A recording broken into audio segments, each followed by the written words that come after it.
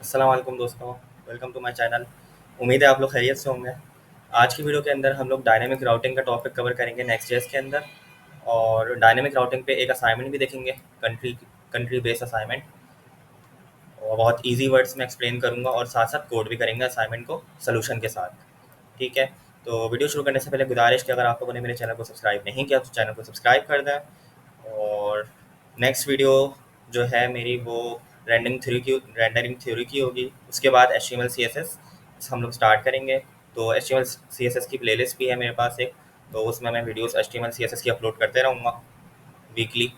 और बहुत सारे लोगों को वर्सल पे डिप्लॉय करने में वेबसाइट को मसला हो रहा था, तो वर्सल पे भी हम लोग वेबसाइट को डिप्लॉय करना सीखेंगे नेक्स्ट वीडियोस के अंदर।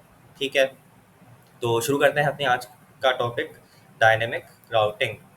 तो सबसे पहले अगर मैं डायनेमिक राउटिंग की बात करूँ, अगर मैं सिर्फ राउटिंग की बात करूँ तो राउटिंग क्या होता है हम लोग को पता है कि यूआरएल के थ्रू दूसरे पेजेस पे नेविगेट करना, दूसरे पेजेस पे जाना, दूसरे वेबसाइट के दूसरे पेजेस पे मूव करना, ये होता है routing.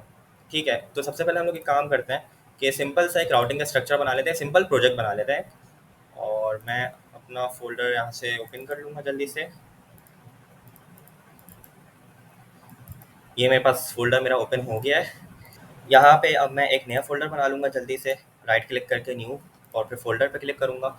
Dynamic routing, dynamic dash routing, हमारा जो फ़ोल्डर का नाम है वो सिंगल वर्ड होना चाहिए। इस पे मैं एंटर करूँगा और अपने फ़ोल्डर के अंदर आ जाऊँगा।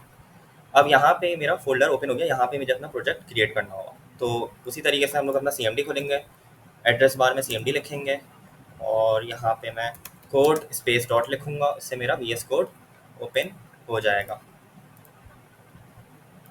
ठीक है, ये मेरा VS कोड ओपन हो गया है यहाँ पे।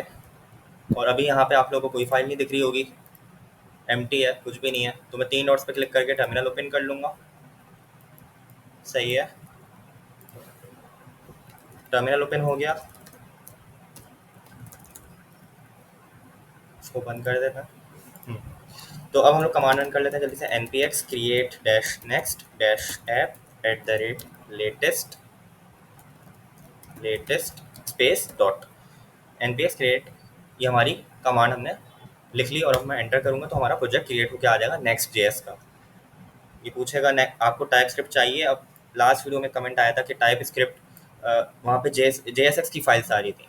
तो अगर आप यहाँ पे टाइप स्क्रिप्ट पे यस नहीं करोगे तो आप लोगों के पास फिर वो जावा स्क्रिप्ट की फाइल्स आएंगी, टाइप स्क्रिप्ट आपकी यूज़ नहीं हो रही होगी। तो यहाँ पे ध्यान रखना है कि हम लोगों को यस पे, एरो की से यस पे मूव करना है, फिर एंटर करना है।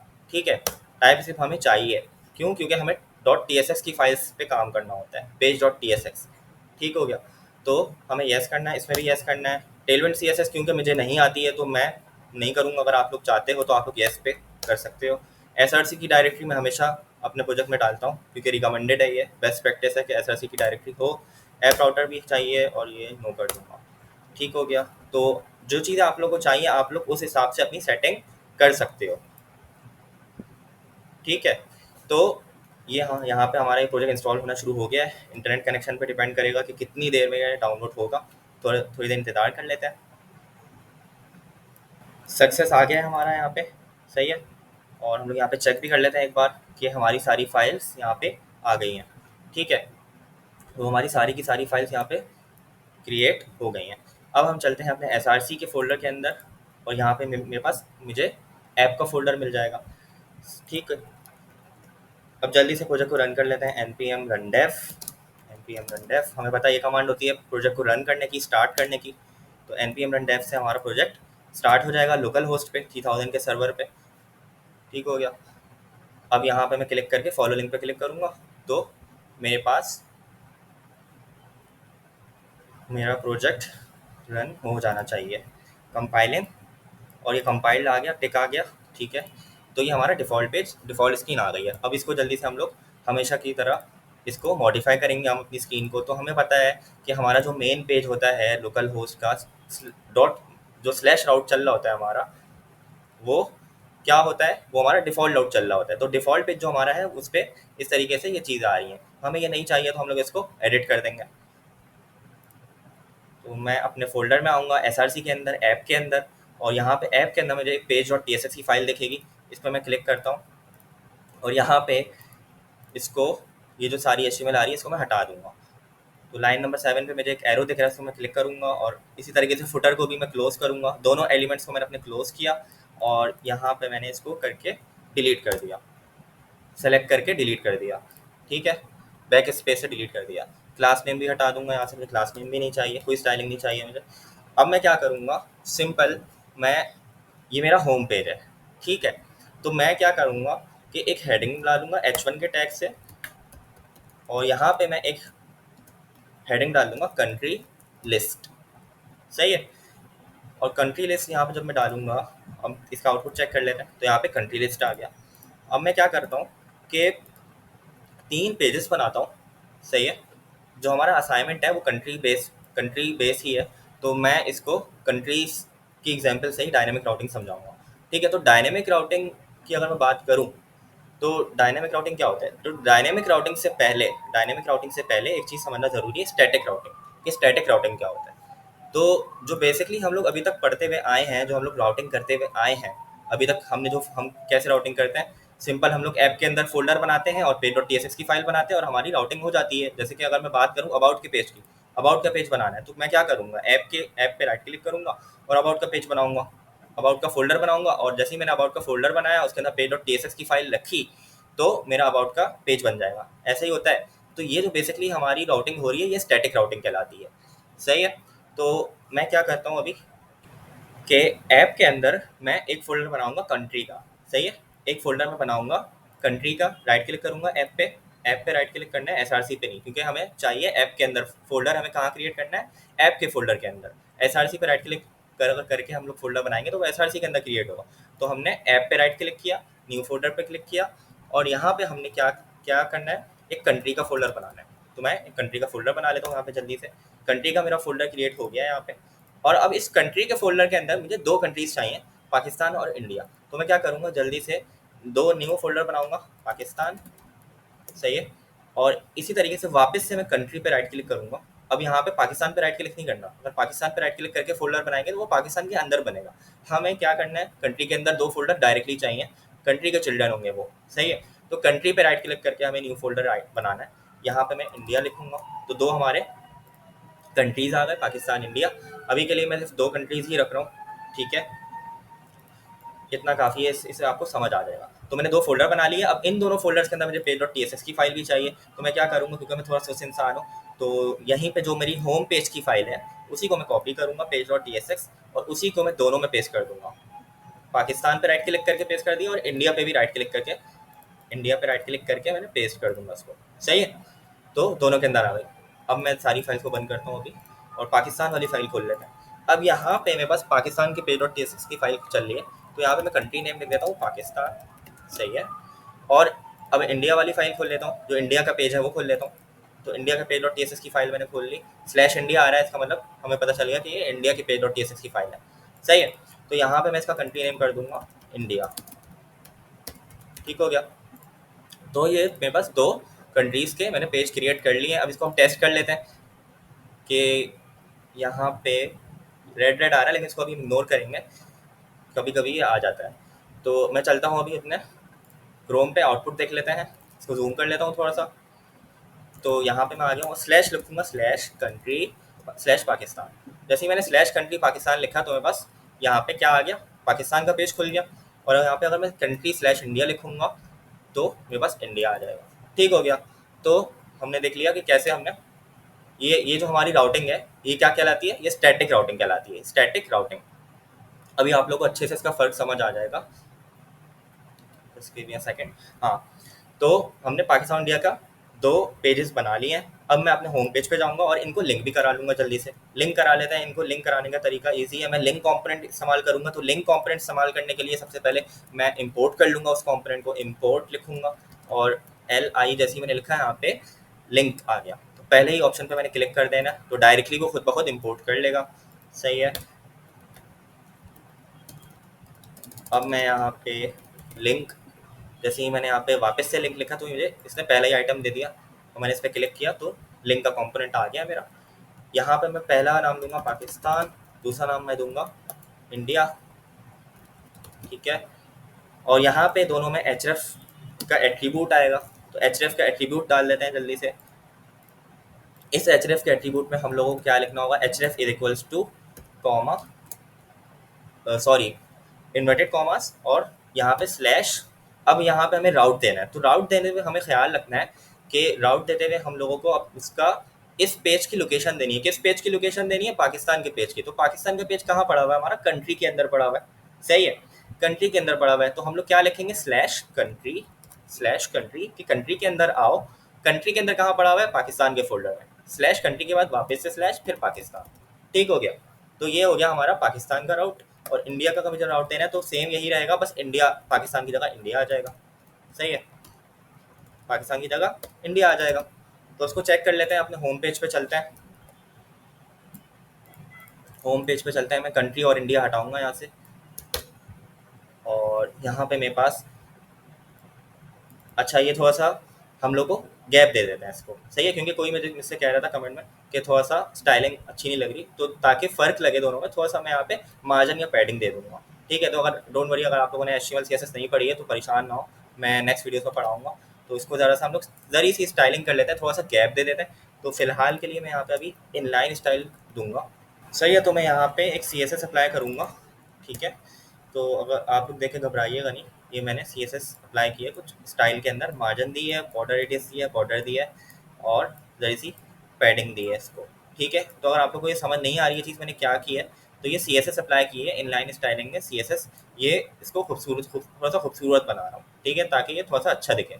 अब ये इस तरीके से आ रहा है, तो कुछ CSS हमारी बाय डिफ़ॉल्ट चल रही होती है, उसको आपको हटाना पड़ेगा, ताकि ये जो बाय डिफ़ॉल्ट CSS आ रही है उसकी वजह से ही सही नहीं दिख रहा है थोड़ा सा ना। तो मैं क्या करूँगा, इसको यहाँ पे ज़रा सा ग्लोबल CSS में आके जितनी भी CSS है ग्लोबल CSS के अंदर सबको कमेंट आउट कर दूंगा। ठीक हो गया। तो अब मैं इसको अगर रिलोड करूँ तो मेरे पास कुछ ऐसा आ गया, सही है। तो ये मैंने क्या किया, ये आप लोगों को बिल्कुल परेशान होने की ज़रूरत नहीं है। इंडिया में भी मैं यही स्टाइल का टैग कॉपी करके, ये पूरा स्टाइल का मैं कॉपी करके इंडिया वाले बटन में भी मैं यही चीज़ लगा दूँगा, ठीक है। ये कोड आप लोगों को मिल जाएगा, अगर आप लोग चाहते हो देखना तो मैं आप गिटअप में दे दूँगा, अपने डिस्क्रिप्शन में वीडियो के आपको मिल जाएगा, परेशान ना हो। सिर्फ मैंने कुछ भी नहीं किया है, स्टाइल जिन लोगों को CSS आती है उन लोगों को पता है कि इनलाइन स्टाइलिंग है, स्टाइल का टैग हम लोग यूज़ करके इसको हमने बॉर्डर रेडियस दे दिया। बॉर्डर रेडियस मतलब कि इसको हमने कर्व कर दिया, सही है, इसको हमने कर्व कर दिया बटन को, और बॉर्डर दे दिया ब्लैक, यहाँ पे ब्लैक लाइनिंग आ गई हमारी, सही है, ब्लैक बॉर्डर आ गया। इस तरीके से हमने कुछ इसको स्टाइलिंग कर दिया, कुछ भी नहीं किया है, ठीक है। तो ये हमने लिंक का टैग अप्लाई कर दिया है, इसको मैं नीचे कर देता हूँ, और इसको भी यहाँ से मैं नीचे ले आता हूँ ताकि एक ही स्क्रीन में आ जाए, ठीक है। अच्छा, तो ये हमारी लिंकिंग हो गई। अब इसको चेक कर लेते हैं ज़रा लिंकिंग को, कि अगर मैं यहाँ पे आऊँ और पाकिस्तान पे क्लिक करूँ तो पाकिस्तान के पेज पे चला जाएगा, कंट्री स्लैश पाकिस्तान, ठीक है। बैक बटन मैंने अभी यहाँ पे नहीं बनाया, मैं यहीं से बैक करूँगा। इंडिया के पेज पे क्लिक करूँगा, सॉरी इंडिया के बटन पे क्लिक करूँगा तो इंडिया के पेज पे आ जाएगा, ठीक हो गया। तो ये जो हमारी हो रही है ना, ये जो राउटिंग है, कि अभी मैं हूँ होम पेज पे, यहाँ पे मेरे कंट्री लिस्ट आ रहा है लिखा हुआ, तो ये जो है ना हमारे पास, ये जो राउटिंग है ये कहलाती है स्टैटिक राउटिंग, ठीक है। पाकिस्तान पे क्लिक किया तो कंट्री स्लैश पाकिस्तान पे आ गए। अब ये जो राउट है ये हमारा चेंज नहीं हो रहा, ये हमेशा यही रहेगा, ठीक है। अब मैं बैक आऊँ और इंडिया पे क्लिक करूँ तो यहाँ पे मेरे पास मैं इंडिया के पेज पे आ गया, सही है। तो ये हमारी कहलाती है स्टैटिक राउटिंग, इसमें राउट्स हमारे चेंज नहीं हो रहे, राउट हमेशा एक ही रह रहे हैं। हमने अलग अलग डिफाइन कर दिए, पाकिस्तान के लिए अलग राउट बनाया, पाकिस्तान के लिए अलग पेज बनाया, इंडिया के लिए अलग पेज बनाया, सही है। तो ये होता है हमारा स्टैटिक राउटिंग। अब स्टैटिक राउटिंग तो हम लोगों ने समझ लिया कि स्टैटिक राउटिंग क्या होता है। जो नॉर्मल हम लोग पेजेस बनाते हुए आए हैं, राउटिंग करते हुए आए हैं, वो स्टैटिक राउटिंग कहलाता है। उसमें हम लोग डिफरेंट पेजेस बना रहे होते हैं, और डायनेमिक हमारे पास यूआरएल नहीं होता। जो हमारा यूआरएल चल रहा होता है, पेजेस चल रहे होते हैं, वो स्टैटिकली चल रहे होते हैं। हम लोग अलग अलग पेजेस क्रिएट कर रहे होते हैं, सही है। तो ये हो गया हमारा स्टैटिक राउटिंग। अब अगर मैं एक बात करूँ, यहाँ पे मैंने अभी क्या बनाई है, 2 कंट्रीज़ बनाई हैं। अब अगर मैं एक एक बात कहूँ कि अगर मुझे जितनी भी कंट्रीज़ हैं, दुनिया में कितनी कंट्रीज़ हैं, तकरीबन 200 कंट्रीज़ हैं, 200 कंट्रीज़ हैं पूरी वर्ल्ड में। ऐसा ही है, पूरी दुनिया में 200 कंट्रीज़ हैं, या 200 से भी शायद ज़्यादा है। तो अगर हम लोग ज़रा सा सोचें कि क्या हम लोग, फॉर एग्जांपल, हम लोग अगर एक कंट्री की ऐप बना रहे हैं या कंट्री की वेबसाइट बना रहे हैं, कि हम लोग उसमें कोई भी यूज़र सर्च करेगा और कंट्री की पूरी लिस्ट आ रही होगी, और वो जिस भी कंट्री पे जाएगा उसकी इन्फॉर्मेशन आ जाएगी, इसकी पॉपुलेशन क्या है, कैपिटल क्या है। लेकिन अगर मैं यहाँ पे हर कंट्री के लिए पेजेस बनाने बैठ गया, फोल्डर बनाने बैठ गया, तो मुझे कितना टाइम लग जाएगा। सही है, क्या हम लोग 200 फोल्डर्स और बनाएंगे, 200 फोल्डर्स क्रिएट करेंगे यहाँ पे कंट्री के अंदर। अभी तो सिर्फ मैंने 2 कंट्रीज बनाई हैं, लेकिन अगर मैं पूरी वेबसाइट की बात करूँ, अगर मैं फॉर एग्जांपल मुझे पूरा प्रोजेक्ट बनाना है और वहाँ पे मुझे सारी कंट्रीज की इन्फॉर्मेशन डालनी है, तो क्या मैं 200 के 200 फोल्डर्स बनाऊंगा, उनके अंदर फिर pin.tss अलग बनाऊंगा, फिर कोड कॉपी करूंगा, कितना लंबा काम हो जाएगा मेरा, है ना ये बात। तो इस सूरत में हमारे पास डायनेमिक राउटिंग काम आती है कि डायनेमिक राउटिंग में क्या होता है कि आप एक स्ट्रक्चर बनाते हो, एक पेज बनाते हो, उसी में डिफरेंट डिफरेंट डाटा आपके पास शो हो रहा होता है यूआरएल के बेस पे।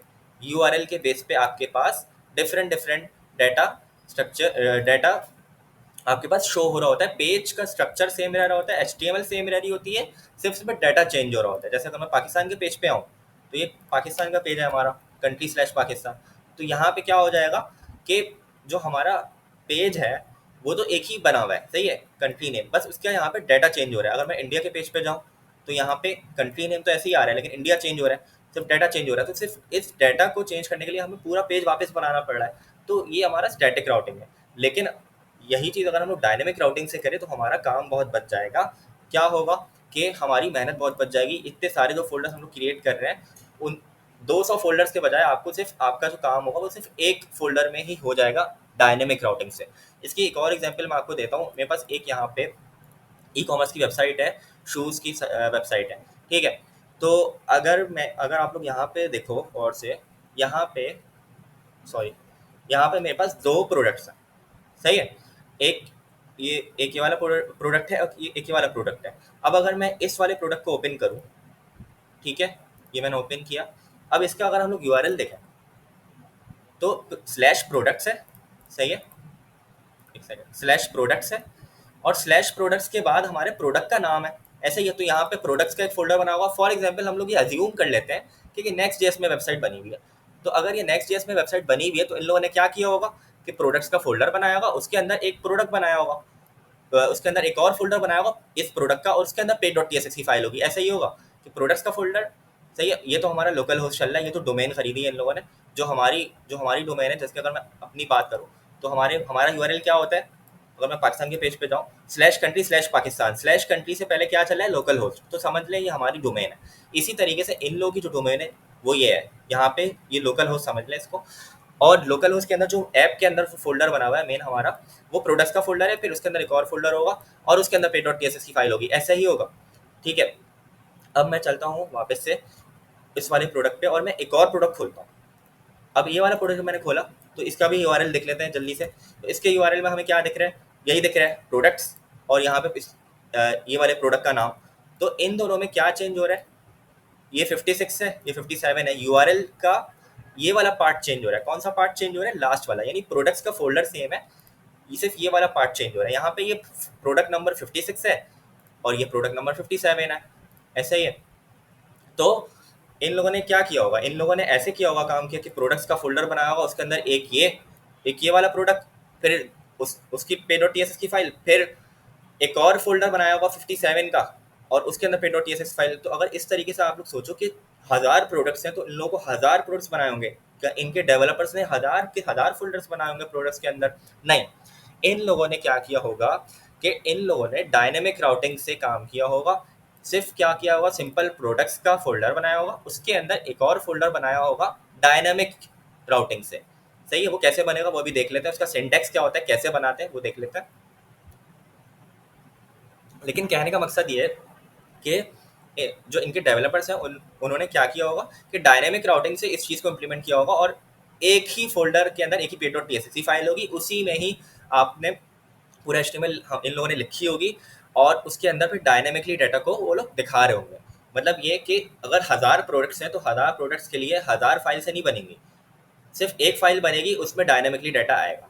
ठीक हो गया, तो इस तरीके से हमारा काम आसान हो जाएगा, सही है। तो ये मैंने एग्जांपल दिखा दी। अब यहाँ पे कितने प्रोडक्ट्स हैं हम लोग गिन भी नहीं सकते, इतने प्रोडक्ट्स हैं कि स्क्रॉल करते जाएंगे नीचे आते जाएंगे, सही है।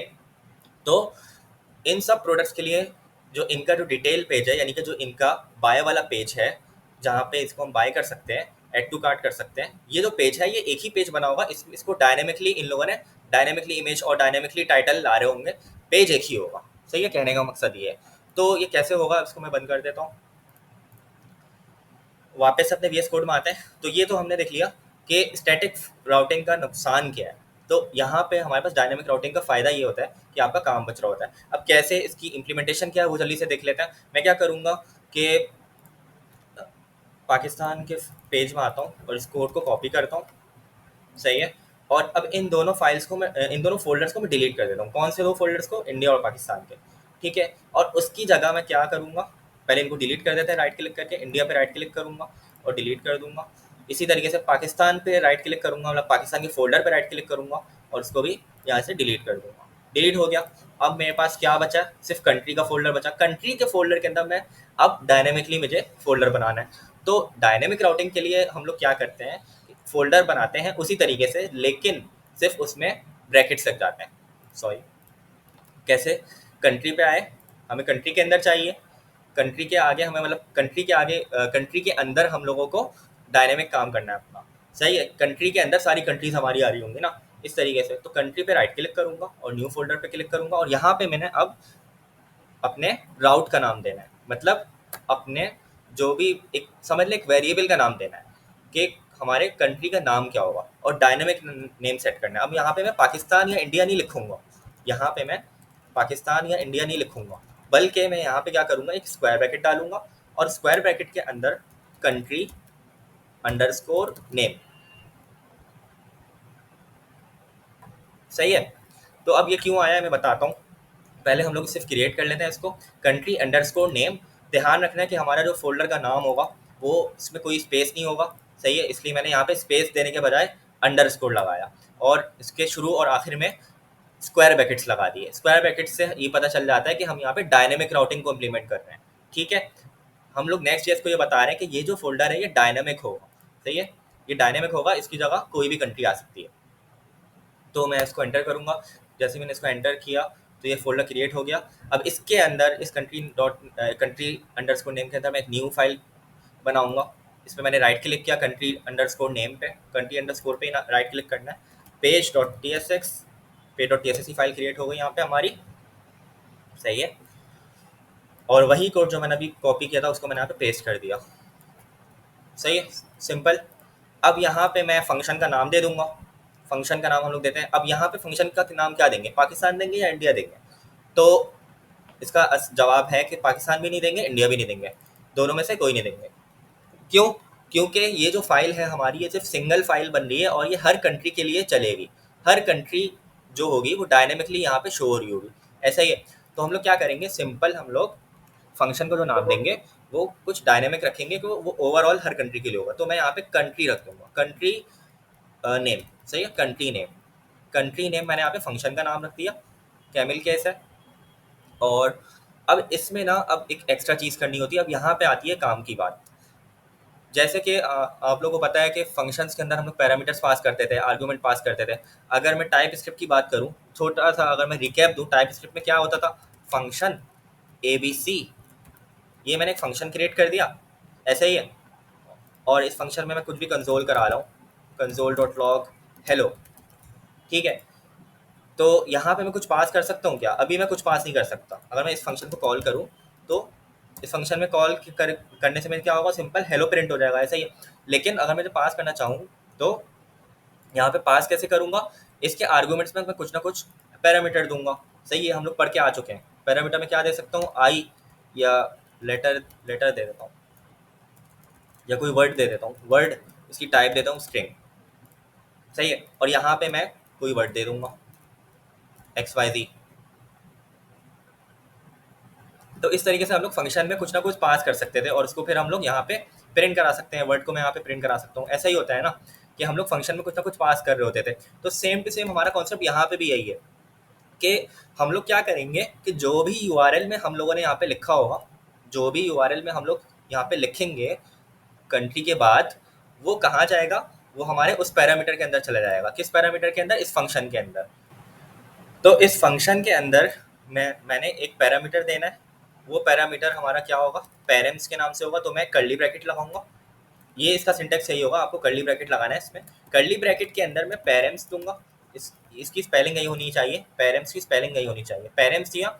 और फिर कर्ली ब्रैकेट के बाद मैंने यहाँ पे टर्मिनेटर डालूंगा और एनी लिख दूंगा। इसकी टाइप क्या होगी, अभी के लिए मैंने एनी रख दी है, टाइप एनी होगी।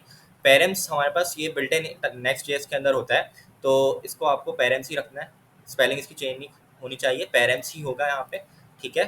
तो जो भी हम लोग यूआरएल के अंदर, जो भी यूआरएल के अंदर हम लोग यहाँ पे कंट्री के बाद, यहाँ पे कंट्री के बाद जो भी हम लोग यूआरएल में देंगे, पाकिस्तान दे या इंडिया दे, वो कहाँ पे सब्सटीट्यूट हो जाएगा, वो कहाँ पे पास हो जाएगा, इस फंक्शन के अंदर पास हो जाएगा, सही है। थोड़ा थोड़ा सा अगर आप लोगों को टाइप स्क्रिप्ट, अगर आप लोगों ने टाइप स्क्रिप्ट नहीं पढ़ी है, वैसे तो बहुत से लोगों ने पढ़ी होगी, तो उसमें जो कॉन्सेप्ट था फंक्शन पासिंग का, पैरामीटर पासिंग का, तो वही कॉन्सेप्ट यहाँ पे भी लग रहा है कि जो हमारा यूआरएल का पैरामीटर है वो कहाँ पास हो रहा है, इस पैरामीटर के अंदर। अब उसको हम लोग यहाँ पे HTML में यूज़ कर लेंगे। कैसे यूज़ करेंगे, सिंपल, कुछ भी नहीं करना। कंट्री नेम यहाँ पे जहाँ लिखा है, इसके आगे मैंने पाकिस्तान को मिटाया और यहाँ पे कर्ली ब्रैकेट्स लगाए सबसे पहले तो। अब यहाँ पे ये जो पेरेंट्स है, ये एक तरीके से एक ऑब्जेक्ट है, ठीक है, ये एक ऑब्जेक्ट है। तो यहाँ पे मैं पेरेंट्स लिखूंगा और पेरेंट्स के बाद डॉट लगाऊंगा। डॉट लगाने के बाद जो मैंने यहाँ पे वेरिएबल दिया था, कहाँ पे, यहाँ पे, ये जो मैंने वेरिएबल दिया था, फोल्डर का नाम जो मैंने दिया था, तो पेरेंट्स के बाद मैंने डॉट लगा के क्या लिखना है, country underscore name, country underscore name, सही है। तो ये इसकी स्पेलिंग यही होनी चाहिए, जो यहाँ पे हमने फोल्डर का नाम दिया था, कंट्री ने अंडरस्कोर नेम दिया था, सेम टू सेम वही होना चाहिए। अगर आपने यहाँ पे सी कैपिटल कर दिया तो ये सही काम नहीं करेगा, आपका पैरामीटर उठ के नहीं आएगा, ठीक है। तो अब हम लोग चेक कर लेते हैं कि क्या कंट्री का नेम क्या आ रहा है। अगर मैं यहाँ पे आऊँ अपने मेन पेज पे, होम पेज पे, और यहाँ पे मैं पाकिस्तान पे क्लिक करूँ, तो यहाँ पे अब आप लोग देखो कि पाकिस्तान आ गया। और अगर मैं इंडिया पे क्लिक करूँ तो इंडिया आ गया, कंट्री/इंडिया, सही है। तो ये कैसे आया, हमने तो पेजेस दोनों डिलीट कर दिए थे, हमने तो दोनों पेजेस डिलीट कर दिए थे, तो ये कैसे आया। तो वापस से एक बार बता देता हूँ कि बेसिकली हो ये रहा है कि हमने तो फोल्डर जो जो पाकिस्तान और इंडिया का फोल्डर था वो दोनों डिलीट कर दिया, लेकिन उसकी जगह हमने एक और फोल्डर बनाया था जो कि डायनामिक है। डायनामिक कैसे है, डायनामिक ऐसे है कि उसका जो नेम है हमने वो किस में रखा है, किस में रैप किया है, स्क्वायर ब्रैकेट्स में, सही है। तो स्क्वायर ब्रैकेट्स में है वो उसका नेम, ठीक है। तो इसका मतलब ये हुआ, नेक्स्ट जेएस को ये पता चल गया कि यहाँ पे कंट्री के बाद जो भी हम लोग लिखेंगे, कंट्री के बाद, कंट्री स्लैश के बाद, मतलब यहाँ पे कंट्री के बाद, कंट्री के बाद अगर मैं यहाँ पे कुछ भी लिखूंगा ना, तो वो हमारा क्या पास होगा, as a dynamic parameter pass होगा, सही है। अगर मैं यहाँ पे अपना नाम भी लिख दूँ ना, तो मेरा नाम भी यहाँ पे आके प्रिंट हो जाएगा। कैसे कैसे हो रहा है ये मैं दिखाता हूँ। वापस इसको पाकिस्तान कर देते हैं फिलहाल के लिए। तो यहाँ पे कंट्री स्लैश के बाद जो भी चीज़ मैं लिखूंगा वो यहाँ पे कंट्री नेम के अंदर जाके स्टोर होगी, ठीक है। और फिर वो जो चीज़ होगी, वो जो भी पैरामीटर होगा, वो पाकिस्तान हो, इंडिया हो, जापान हो, कोरिया हो, कुछ भी हो जाए, वो कहाँ पे जाके होगा स्टोर, सॉरी कहाँ पे पास होगा, इस फंक्शन के अंदर। कौन से फंक्शन के अंदर, कंट्री नेम के फंक्शन के अंदर, जो कि पेज.tss की फाइल के अंदर, पेज.tss की फाइल के अंदर है हमारे, उसमें यहाँ पे जाके वो पास होगा। और वो जो ऑब्जेक्ट होगा उसको हम फिर कैसे प्रिंट कराएंगे, उसको हम पेरेंट्स डॉट कंट्री नेम से प्रिंट करा देंगे, सही है। तो ये जो पेरेंट्स है हमारा, ये एक ऑब्जेक्ट है, इसके अंदर एक प्रॉपर्टी है कंट्री नेम की। कंट्री नेम क्या है, कंट्री नेम अभी हमने अपने फोल्डर का नाम रखा था जो कि डायनामिक नाम है हमारा। यहाँ पे इसकी जगह हम लोग कुछ भी लिख सकते हैं, कुछ भी लिख सकते हैं इसकी जगह हम लोग, जाहिर मैं अपना नाम लिख सकता हूँ, तो मेरा नाम यहाँ पे H1 में प्रिंट हो जाएगा। पेरेंट्स डॉट कंट्री नेम के अंदर क्या स्टोर होगा, मेरा नाम स्टोर हो जाएगा। अगर मैं यूआरएल के अंदर अपना नाम लिखूंगा, अगर मैं पाकिस्तान लिखूंगा, तो पेरेंट्स डॉट कंट्री नेम के अंदर क्या स्टोर हो जाएगा, पाकिस्तान स्टोर हो जाएगा, और यहाँ पे वो प्रिंट हो जाएगा फिर। तो अब आप लोग को समझ आया कि बेसिकली हो ये रहा है कि जो भी हम लोग यहाँ पे यूआरएल में लिख रहे हैं, जो भी हम लोग यहाँ पे यूआरएल में लिख रहे हैं कंट्री/पाकिस्तान, तो कंट्री के बाद इस जगह पे क्या हो रहा है, इस जगह पे क्या है हमारा, इस जगह पर हमारा कंट्री नेम है, कंट्री नेम, ऐसा ही है, ये कंट्री नेम है, ये कंट्री नेम का वेरिएबल है। तो इस वेरिएबल के अंदर जाके वो वैल्यू सेव हो रही है। कौन सी वैल्यू, अगर मैं यहाँ पे पाकिस्तान लिखूँ, तो वो पाकिस्तान की वैल्यू कहाँ पे जाके सेव हो रही है, वो पाकिस्तान की वैल्यू इस कंट्री नेम के अंदर जाके सेव हो रही है। उसको फिर हम लोग एक्सेस कैसे कर रहे हैं, यहाँ पे हमने एक पैरामीटर लिया हुआ है कि वो जो वैल्यू है, जो कंट्री नेम का वेरिएबल है या पेरेंट्स का जो हमारे पास ऑब्जेक्ट है, इसको हम पास करवा रहे हैं कंट्री नेम के अंदर यहाँ पे। और फिर उसको हम लोग H1 में यूज़ कर रहे हैं कैसे, पेरेंट्स डॉट, और जो भी हमारे वेरिएबल था, कौन क्या वेरिएबल था, फोल्डर फोल्डर का जो भी नाम है वो, तो parents dot country under score name. अगर यहाँ पे मैं ई हटा दूँ या स्पेलिंग गलत लिख दूँ, ऐसे लिख दूँ, तो क्या होगा कि यहाँ पे हमारी वैल्यू नहीं आएगी। सही है, तो ये वाली स्पेलिंग फोल्डर की और ये वाली स्पेलिंग हमारी जो यहाँ पे पेरेंट्स डॉट के बाद लिखा है वो सेम होनी चाहिए। इसी तरीके से पेरेंट्स और ये पेरेंट्स भी सेम होना चाहिए। ठीक है, तो ये तो पेरेंट्स ही रहेगा, इसमें तो कोई एडिट हम कर नहीं सकते। हाँ, ये आप फोल्डर का नाम कुछ भी रख सकते हो, कंट्री नेम के बजाय कुछ भी रख सकते हो, लेकिन जो भी यहाँ पे रखोगे वो यहीं पे रखना ज़रूरी होगा। ठीक हो गया। तो अब अगर मैं कोई भी कंट्री डालूँ, अब समझ लें आप लोग कि ये जो हमने पेज बनाया है ये 200 कंट्रीज़ के लिए हमने बना लिया। पाकिस्तान लिखूँ, इंडिया लिखूँ, जापान लिखूँ तो जापान आ जाएगा।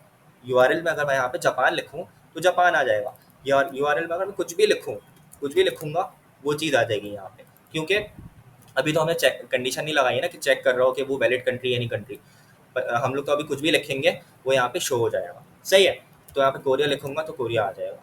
ठीक हो गया। तो अब अगर मैं होम पेज पे जाऊँ वापस से अपने, और यहाँ पे मैं पाकिस्तान और इंडिया पे क्लिक करूँगा, तो इसका यूआरएल क्या बनना था, कंट्री स्लैश पाकिस्तान, और इसका यूआरएल क्या बनना था, कंट्री स्लैश इंडिया। तो यहाँ पे पाकिस्तान पे क्लिक करूँगा तो यूआरएल में क्या आया, कंट्री स्लैश पाकिस्तान। जब यूआरएल में पाकिस्तान आ गया तो यहाँ पे भी पाकिस्तान आ जाएगा डायनेमिक राउटिंग के थ्रू। इसी तरीके से जब मैं इंडिया पे क्लिक करूँगा तो यूआरएल में कंट्री स्लैश इंडिया आएगा, और जब यहाँ पे कंट्री स्लैश इंडिया आ गया तो यहाँ पे डायनेमिक राउटिंग के थ्रू H1 के अंदर क्या पास होगा, पेरेंट्स डॉट कंट्री नेम से क्या आ जाएगा, इंडिया आ जाएगा। पेरेंट्स डॉट कंट्री नेम से, सही है, पेरेंट्स डॉट कंट्री नेम से इंडिया पास हो जाएगा। ठीक हो गया। तो ये हमने देख लिया कि कैसे हम लोग डायनेमिक राउटिंग को इस्तेमाल कर सकते हैं। अब ये जो है ना, मुझे 200 कंट्रीज़ के लिए पेजेस बनाने की ज़रूरत नहीं पड़ी, मेरा काम एक ही फोल्डर में हो गया, डायनेमिक फोल्डर। डायनेमिक फोल्डर से मेरा काम हो गया, कितना आसान हो गया, कितना टाइम बच गया, कितनी मेहनत बच गई हमारी। सही है, तो ये हमने देख लिया कि कैसे हम लोग डायनेमिक राउटिंग को इस्तेमाल कर सकते हैं और क्या फ़ायदे होते हैं। अब हम चलते हैं अपना असाइनमेंट की तरफ जल्दी से।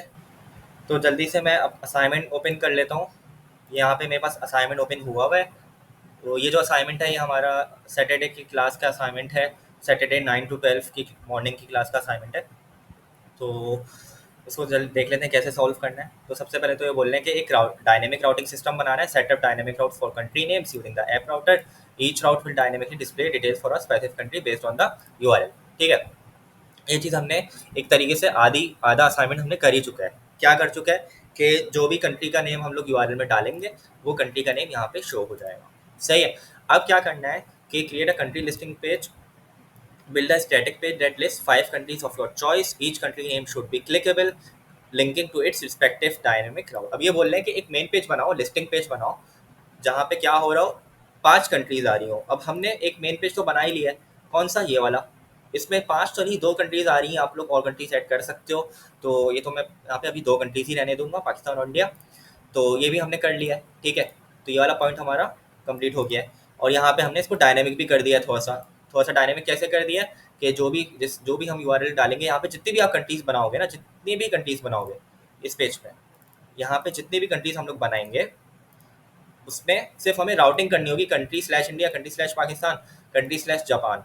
जो भी हम लोग राउट देंगे उस हिसाब से, मतलब हमें नया पेज बनाने की जरूरत नहीं पड़ेगी, सिर्फ यहाँ पे लिंक ऐड करते रहना है हम लोगों को, और खुद ब खुद हमारे पेजेस इस डायनेमिक राउटिंग से क्रिएट होते रहेंगे। यहाँ पे हमें पेजेस नहीं बनाने। सही है, तो ये वाला काम तो हमारा हुआ है कि लिस्टिंग हमने बना ली। अब मैंने 2 कंट्री सेट की, आप लोग 5 कर देना।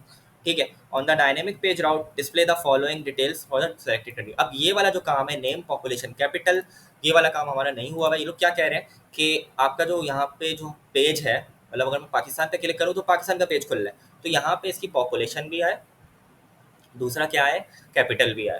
ठीक है, तो ये वाली जो चीज़ है, ये हर चीज़, और ये जो चीज़ है ये हर कंट्री के लिए इम्प्लीमेंट होगी। ठीक है, इंडिया के लिए भी यही होगा, यहाँ पे और भी अगर डिफरेंट कंट्रीज़ हैं तो उनके लिए भी यही काम होगा। सही है, तो नेम, पॉपुलेशन, कैपिटल वाली चीज़ हमारी नहीं हुई, अभी करनी है हमें। अब दूसरा क्या बोल रहे हैं नीचे, use a JavaScript object to store the details. अब जाहिर सी बात है कि अभी तो हम लोग क्या कर रहे थे, अभी तो मैं पाकिस्तान पर अगर क्लिक कर रहा हूँ तो यहाँ पे यूआरएल में जो आ रहा था, यूआरएल में जो पाकिस्तान आ रहा है वही चीज़ यहाँ यहाँ पे आ रही है, ऐसा ही है। लेकिन अगर मैं कैपिटल की बात करूँ और पॉपुलेशन की बात करूँ, तो उसको कहीं ना कहीं तो स्टोर करना होगा, उसको कहीं ना कहीं तो स्टोर करवाना होगा। अभी तो हम लोगों ने क्या किया था, लॉजिक हमारी ये थी कि जो भी यूआरएल में पास होगा वो पेरेंट्स में आएगा और वो यहाँ पे डायरेक्ट प्रिंट हो रहा है, ऐसा ही है। तो अभी तो हम लोग इसको स्टोर नहीं कर रहे, इसको डायरेक्टली हम लोग प्रिंट करा रहे हैं एचटीएमएल के अंदर, डायरेक्टली उसको एक्सेस करके प्रिंट करवा रहे हैं, दिखा रहे हैं, शो करवा रहे हैं डायरेक्टली, इसको हम कहीं स्टोर नहीं करवा रहे थे। अब ये लोग बोल रहे हैं कि हमें पॉपुलेशन और कैपिटल भी चाहिए, तो पॉपुलेशन और कैपिटल चाहिए, अगर चाहिए आपको तो उसको आपको कहीं स्टोर भी कराना पड़ेगा। तो हमें क्या करना पड़ेगा, use a JavaScript object to store the details. आपको एक ऑब्जेक्ट बनाना पड़ेगा जावास्क्रिप्ट का, सही है, यानी टाइप स्क्रिप्ट का, जो हम टाइप से यूज़ करते हैं वैसे हम बनाएंगे, और उसको कंट्रीज़ की डिटेल्स हम लोग उसको कंट्रीज़ की डिटेल उस ऑब्जेक्ट में स्टोर करा लेंगे, ठीक है। For each country you should include the name, population, capital. अब ये बता रहे हैं कि ऑब्जेक्ट के अंदर क्या क्या चीज़ें होंगी, नेम होगा, पॉपुलेशन होगा, कैपिटल होगा। ऑब्जेक्ट की प्रॉपर्टीज़ क्या क्या होगी, नेम, पॉपुलेशन और कैपिटल, ठीक है। ये मैं हाईलाइट कर देता हूँ, ये हो गई ऑब्जेक्ट की प्रॉपर्टीज, और ऑब्जेक्ट में स्टोर कराना ये भी मैंने हाईलाइट कर दिया। When a user visits the dynamic route for a specific country, example country slash Canada, the application should search for that country in that object. अब ये जो दूसरी चीज़ आई सर्च वाली, तीसरी चीज़, अब ये क्या बोल रहे हैं कि हम लोगों ने एक ऑब्जेक्ट बना दिया जिसके अंदर मल्टीपल कंट्रीज है, सही है, पाकिस्तान है, इंडिया है, कनाडा है, मल्टीपल कंट्रीज है, एक ऑब्जेक्ट बना दिया। वो कैसे बनाया अभी हम देख लेंगे कि कैसे बनेगा। तो अब उसमें हम लोगों को क्या करना होगा कि जो भी वो ऑब्जेक्ट है जिसके अंदर कुछ कंट्रीज मौजूद है, उसमें हम लोगों को सर्च करवाना होगा कि आप जो भी कंट्री पे क्लिक कर रहे हो, फॉर एग्जांपल अगर मैं इंडिया पे क्लिक कर रहा हूँ तो क्या वो इंडिया की कंट्री उस ऑब्जेक्ट के अंदर मौजूद है, अगर है, अगर उसके अंदर मौजूद है, if the country is found in the object, सही है, अगर कंट्री मिल गई हमें उस ऑब्जेक्ट के अंदर मौजूद है, तो क्या करा दो, कंट्री की डिटेल डिस्प्ले करा दो, डिस्प्ले द कंट्रीज डिटेल्स। और अगर वो कंट्री मौजूद नहीं है तो क्या करा दो, कंट्री नॉट फाउंड। फिर क्या हमारे पास क्या शो होगा कि कंट्री मिले नहीं उस ऑब्जेक्ट के अंदर, कंट्री नॉट फाउंड, यानी कि उस ऑब्जेक्ट के अंदर हमारे पास वो कंट्री मौजूद ही नहीं है, ठीक हो गया। तो हम लोगों ने तो पहले असाइनमेंट समझ लिया, जब भी असाइनमेंट मिलता है सबसे पहले उसको अच्छे से पढ़ें, उसको समझें, सही है। डायरेक्टली हम लोग आप डायरेक्टली आप लोग इसको इम्प्लीमेंट नहीं कर सकते, पहले समझना पड़ेगा अच्छे से, ठीक है।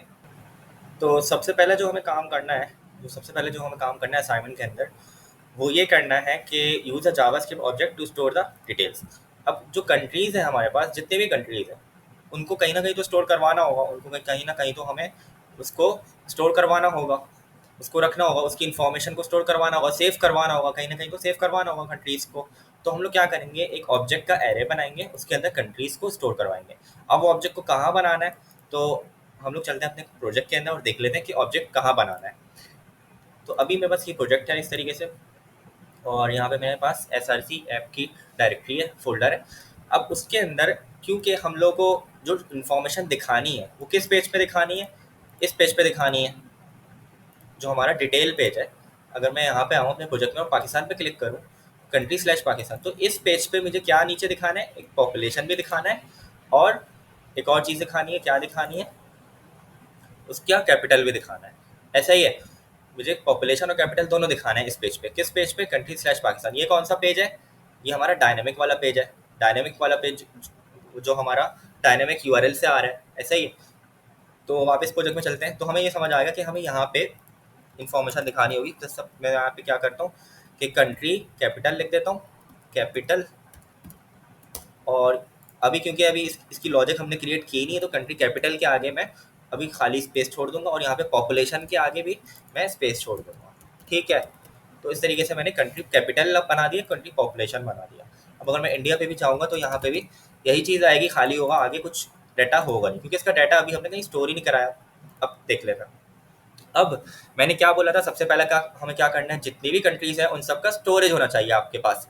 आपके पास स्टोरेज ही नहीं है तो आप कैसे उसको उठा के लाओगे और डिस्प्ले कराओगे। तो स्टोरेज के लिए हमने क्या, इन लोगों ने हिंट दी हुई है, कि यूज अ जावास्क्रिप्ट ऑब्जेक्ट, सही है। हमें समझ आ गया कि ऑब्जेक्ट बनेगा, तो ऑब्जेक्ट कहाँ बनेगा, हमें इस फाइल के अंदर डाटा शो कराना है, तो हम लोग यहाँ पे ही अपना एक ऑब्जेक्ट क्रिएट कर लेंगे, लेकिन कहाँ पे, रिटर्न के अंदर या रिटर्न के ऊपर। तो हमेशा याद रखें, रिटर्न के अंदर ना हमारे पास HTML लिखी जाती है, तो हम लोग रिटर्न के ऊपर ना क्या करेंगे, एक ऑब्जेक्ट बनाएंगे। रिटर्न के ऊपर से मतलब ये कि जो फंक्शन हमारा शुरू हो रहा है कंट्री नेम का, उसके अंदर, लेकिन रिटर्न के ऊपर, ठीक है। तो मैं यहाँ पे लाइन नंबर 6 पे इस तरीके से, ये फंक्शन के अंदर हूँ मैं, सही है, इस फंक्शन के अंदर हूँ, इस फंक्शन के अंदर मैं एक ऑब्जेक्ट बनाऊंगा, ठीक है।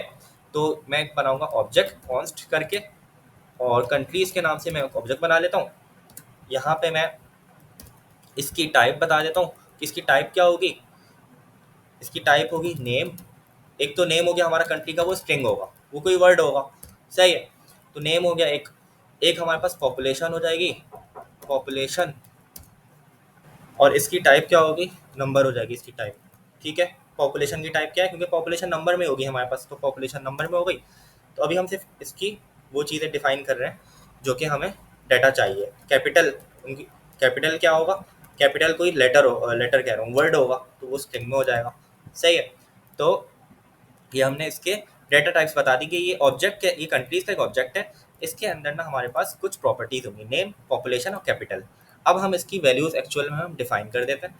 वैल्यू क्या होगी कि अगर मैं ऑब्जेक्ट क्रिएट करूँ यहाँ पे, तो पहला मैं कंट्री बनाता हूँ पाकिस्तान का। इसका नेम क्या है, पाकिस्तान। और इसको हम लोग उसमें रख देंगे, किसमें, इन्वर्टेड कॉमास में, डबल इन्वर्टेड कॉमास में, ठीक है। फिर पॉपुलेशन लिख देते हैं, पॉपुलेशन भी लिख देते हैं यहाँ पे इस तरीके से। और कैपिटल भी मैं लिख देता हूँ यहाँ पे, कैपिटल क्या, इस्लामाबाद, सही है। ये आ गया हमारे पास इस तरीके से। और अच्छा, अब जो है ना हमारे पास ये कंट्रीज़ का ऑब्जेक्ट है, सही है।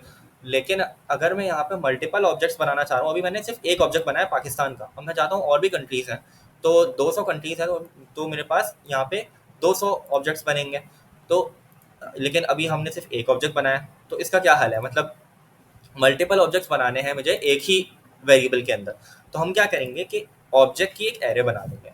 ऑब्जेक्ट की एरे का मतलब क्या होता है कि हम लोग एक एरे लेंगे, उस एरे के अंदर मल्टीपल ऑब्जेक्ट्स होंगे, ठीक है। अभी तो मैंने एक ऑब्जेक्ट क्रिएट किया, अगर मुझे यहाँ पे एक और ऑब्जेक्ट क्रिएट करना है, जापान का या कोरिया का या इंडिया का, कोई भी कंट्रीज़ का, तो मल्टीपल ऑब्जेक्ट्स मुझे क्रिएट करने हैं। तो मैं क्या करूँगा, सिंपल यहाँ पे जहाँ जहाँ पे मैंने इसका स्ट्रक्चर डिफाइन किया है, जहाँ पे मैंने इसकी टाइप डिफाइन की है, ये टाइप डिफाइन की है मैंने इसकी, इसके आगे मैं एक एरे का ऑप्शन डाल लूँगा, एरे का साइन डाल दूँगा। एरे मतलब स्क्वायर ब्रैकेट्स, तो यहाँ पे स्क्वायर ब्रैकेट्स डाल दिए, तो ये एक एरे बन गई। अब ये एरे बन गई। अब एरे जब बन गई तो हम क्या करेंगे कि ये जो ऑब्जेक्ट है हमारा, इसको हम लोग किस में डाल देंगे, एक एरे के अंदर।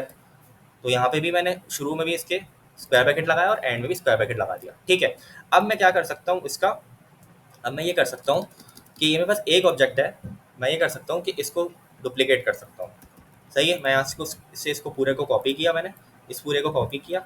आप चाहो तो यहाँ पे टाइप भी कर सकते हो, कॉमा लगा के मैं पेस्ट कर दूंगा इसको, ठीक है।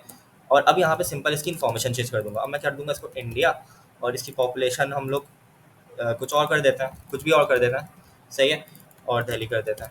इसी तरीके से मैं एक और कंट्री ले लूँगा, और यहाँ पे मैं वापस से कॉमा लगाऊंगा। कहाँ पे कॉमा, अच्छा यहाँ पे ध्यान रखना है कि एक ऑब्जेक्ट जब खत्म होता है ना, ऑब्जेक्ट क्या होता है हमारा, ऑब्जेक्ट हमारे कर्ली ब्रैकेट्स में होता है, तो कर्ली ब्रैकेट्स जहाँ एंड हो रहे हैं, तो ये एक ऑब्जेक्ट है हमारा। फिर एक ऑब्जेक्ट हमारा ये है, सही है। तो अगर मैंने इंडिया के बाद एक और ऑब्जेक्ट बनाना है, तो मैं यहाँ पे क्या डालूंगा, कॉमा डालूंगा, कॉमा डाल के फिर मैं ऑब्जेक्ट क्रिएट करूँगा। कॉमा डाल के मैंने एंटर करना है, और फिर मैंने जो चीज़ कॉपी की थी वो मैंने पेस्ट कर दी। तो यहाँ पे अब मेरे पास 3 ऑब्जेक्ट बन गए, सही है। मेरे पास अब 3 ऑब्जेक्ट क्रिएट हो गए। इसको मैं फॉर्मेट कर देता हूँ, फॉर्मेट डॉक्यूमेंट। अब ये सही आ गया मेरे तरीके से। तो एक ऑब्जेक्ट, पहला ऑब्जेक्ट, दूसरा ऑब्जेक्ट, तीसरा ऑब्जेक्ट, ठीक है। तो यहाँ पे मैं इसको जापान कर देता हूँ, सही है। जापान का कैपिटल मुझे नहीं पता अभी, क्योंकि मुझे याद नहीं है ना, मुझे पॉपुलेशन याद, मैं ऐसे लिख दिया, XYZ लिख दिया मैंने, ठीक है। तो ये मैंने एक ऑब्जेक्ट बना दिया है। बेसिकली एक ऑब्जेक्ट नहीं है, ऑब्जेक्ट का एरे है। ऑब्जेक्ट के अंदर, सॉरी, एरे के अंदर ऑब्जेक्ट्स हैं, मल्टीपल ऑब्जेक्ट्स हैं। एक ऑब्जेक्ट हमारा ये है, दूसरा ऑब्जेक्ट हमारा ये है, तीसरा कंट्री का ऑब्जेक्ट ये है। तो इसमें 3 कंट्रीज मैंने डिफाइन की हैं। आप लोग चाहो तो 5 कर देना, 6 कर देना, जितने भी कर देना, मर्जी है। फिलहाल के लिए मैं 3 ही रख रहा हूँ। हाँ, एक बात याद रहे कि क्योंकि हमने इसकी जो प्रॉपर्टीज़ हैं वो हमने डिफाइन की हुई है, नेम, पॉपुलेशन, कैपिटल। तो प्रॉपर्टीज़ की जो स्पेलिंग है वो यही होनी चाहिए। हर ऑब्जेक्ट की प्रॉपर्टी की स्पेलिंग सेम होगी, नेम की स्पेलिंग सेम, पॉपुलेशन की सेम, कैपिटल की सेम, सही है। तो पाकिस्तान के लिए भी हर हर ऑब्जेक्ट जो आप बनाओगे, जो जो ऑब्जेक्ट आप बनाओगे, एक एक ऑब्जेक्ट के लिए यही स्पेलिंग होगी तीनों की, तीनों प्रॉपर्टीज़ की, सही है। तो ये मैंने डाटा यहाँ पे डाल दिया है। अब हमारा डाटा वाली चीज़ हो गई है, ऑब्जेक्ट हमने बना दिया है। बेसिकली ऑब्जेक्ट नहीं, एरे ऑफ ऑब्जेक्ट्स बनाया है। क्या बनाया है, यहाँ पे मैं लिख भी देता हूँ, एरे ऑफ ऑब्जेक्ट्स। कि एरे के अंदर मल्टीपल ऑब्जेक्ट्स हैं, क्योंकि हमें मल्टीपल ऑब्जेक्ट्स चाहिए थे, मल्टीपल कंट्रीज चाहिए थे, इसलिए, सही है। अब चलते हैं अपने दूसरी चीज़ की तरफ। फिर ये क्या बोल रहे हैं कि when a user visits a dynamic route, इसको मैं डिलीट करूँगा, इसको ऐसे ही देख लेता है। When a user visits the dynamic route for a specific country, सही है, यानी country slash Canada, the application should search for that country. तो अब हमें सर्चिंग वाली चीज़ करनी है कि सर्च, यानी कि अगर मैं यूआरएल में अगर मैं पाकिस्तान डाल रहा हूँ तो वो क्या करेगा, पाकिस्तान को सर्च करेगा। ये जो ऑब्जेक्ट है ना हमारा, ये एक ऑब्जेक्ट है हमारा, इसके अंदर हमारे पास डाटा पड़ा हुआ है, कितनी कंट्रीज़ का, मतलब जितनी भी कंट्रीज है उन सबका डाटा पड़ा हुआ है, सही है, इन सब कंट्रीज़ का डाटा पड़ा हुआ है। लेकिन अब मुझे सर्चिंग भी तो करनी है कि जो हमारा प्रोग्राम है, जो हमारा HTML है, उसको कैसे पता चलेगा कि कौन सी कंट्री डाली है यूआरएल में और कौन सा डाटा डिस्प्ले कराना है। यहाँ पे तो मल्टीपल ऑब्जेक्ट्स हैं, तो हमें सर्चिंग करवानी पड़ेगी। उस सर्चिंग के बेसिस पे यहाँ पे हम लोग कैपिटल और पॉपुलेशन और नेम दिखाएंगे, ठीक है। तो अभी मैं यहाँ से नेम भी हटा देता हूँ, अभी मैंने यहाँ से नेम भी हटा दिया, यहाँ से नेम भी हटा दिया, नेम कैपिटल पॉपुलेशन, सही। तो उस सर्चिंग के बेसिस पे कि अगर हमारे पास वो कंट्री मिल जाता है, वो कंट्री, अगर हमारे पास, यही बोला बना इन लोगों ने कि if the country is found in the object, जो हम लोग सर्चिंग कराएंगे और उस सर्चिंग के बेसिस पे अगर कंट्री मिल जाता है, अगर कंट्री मिल जाता है, if the country is found the display the country detail, अगर वो कंट्री मिल जाता है उस ऑब्जेक्ट के अंदर, तो हम लोग क्या करेंगे, उस कंट्री की डिटेल्स दिखा देंगे, पॉपुलेशन और कैपिटल और नेम दिखा देंगे। नहीं मिलता तो हम लोग बोलेंगे सिंपल कंट्री नॉट फाउंड, ठीक है। तो हमने ऑब्जेक्ट बना लिया अपना, और अब हम चलते हैं इसकी सर्चिंग वाली फंक्शनैलिटी पे। सर्चिंग वाली फंक्शनैलिटी कैसे होगी वो देख लेता है। तो यहाँ पे ये मेरा ऑब्जेक्ट आ गया, ठीक है। इसको थोड़ा सा मैं स्पेस दे देता हूँ ताकि थोड़ा सा अलग से दिखे, ये हमारा ऑब्जेक्ट आ गया। अब इसी के नीचे, इसी ऑब्जेक्ट के नीचे मैं क्या करूँगा, एक फंक्शन बनाऊंगा, एक सिंपल टाइप स्क्रिप्ट का जैसे फंक्शन बनता है, सिंपल फंक्शन बनाऊंगा, फंक्शन। और यहाँ पे मैं फाइंड कंट्री, ये फाइंड कंट्री का फंक्शन मैंने बनाया, सही है। थोड़ा सा जूम कर देता हूँ, ये मैंने फाइंड कंट्री का एक फंक्शन बनाया, सही है, फाइंड कंट्री का फंक्शन।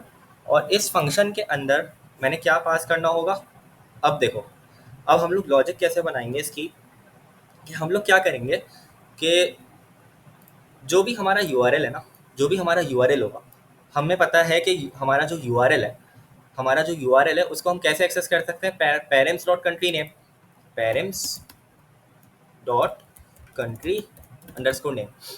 अगर मैं ये टाइप करूँगा तो मुझे जो भी मेरा यूआरएल होगा वो मिल जाएगा वेरिएबल। तो इस चीज़ के थ्रू हम लोग यूआरएल में जो भी चीज़ पड़ी होगी वो हम लोग गेट कर सकते हैं, उसको हम उठा सकते हैं, सही है। अगर मैं यहाँ पे पाकिस्तान लिखूंगा तो वो कहाँ जाके स्टोर होगा, पेरेंट्स डॉट कंट्री नेम के अंदर, ऐसा ही है, यही हमने पढ़ा था, पेरेंट्स डॉट कंट्री नेम के अंदर स्टोर होगा। तो यहाँ पे मैं क्या करूँगा कि पेरेंट्स डॉट कंट्री नेम को यहाँ पास कर दूंगा फाइंड कंट्री में, सही है। तो लॉजिक हम लोग क्या बना रहे हैं कि फाइंड कंट्री के फंक्शन के अंदर हम लोग पेरेंट्स डॉट कंट्री को पास कर देंगे, पेरेंट्स डॉट कंट्री नेम को पास कर देंगे इधर।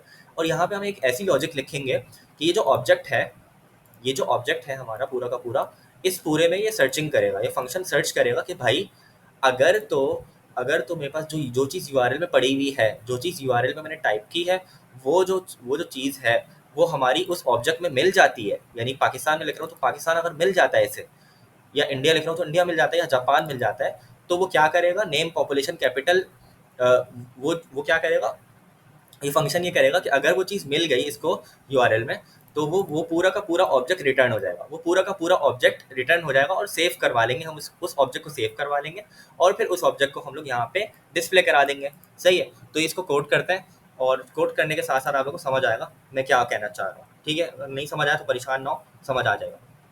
अच्छा आगे चलते हैं। तो मैंने एक फंक्शन बनाया फाइंड कंट्री का। अब मैंने क्या कहा, इसके अंदर मैंने क्या पास करना है, एक स्ट्रिंग।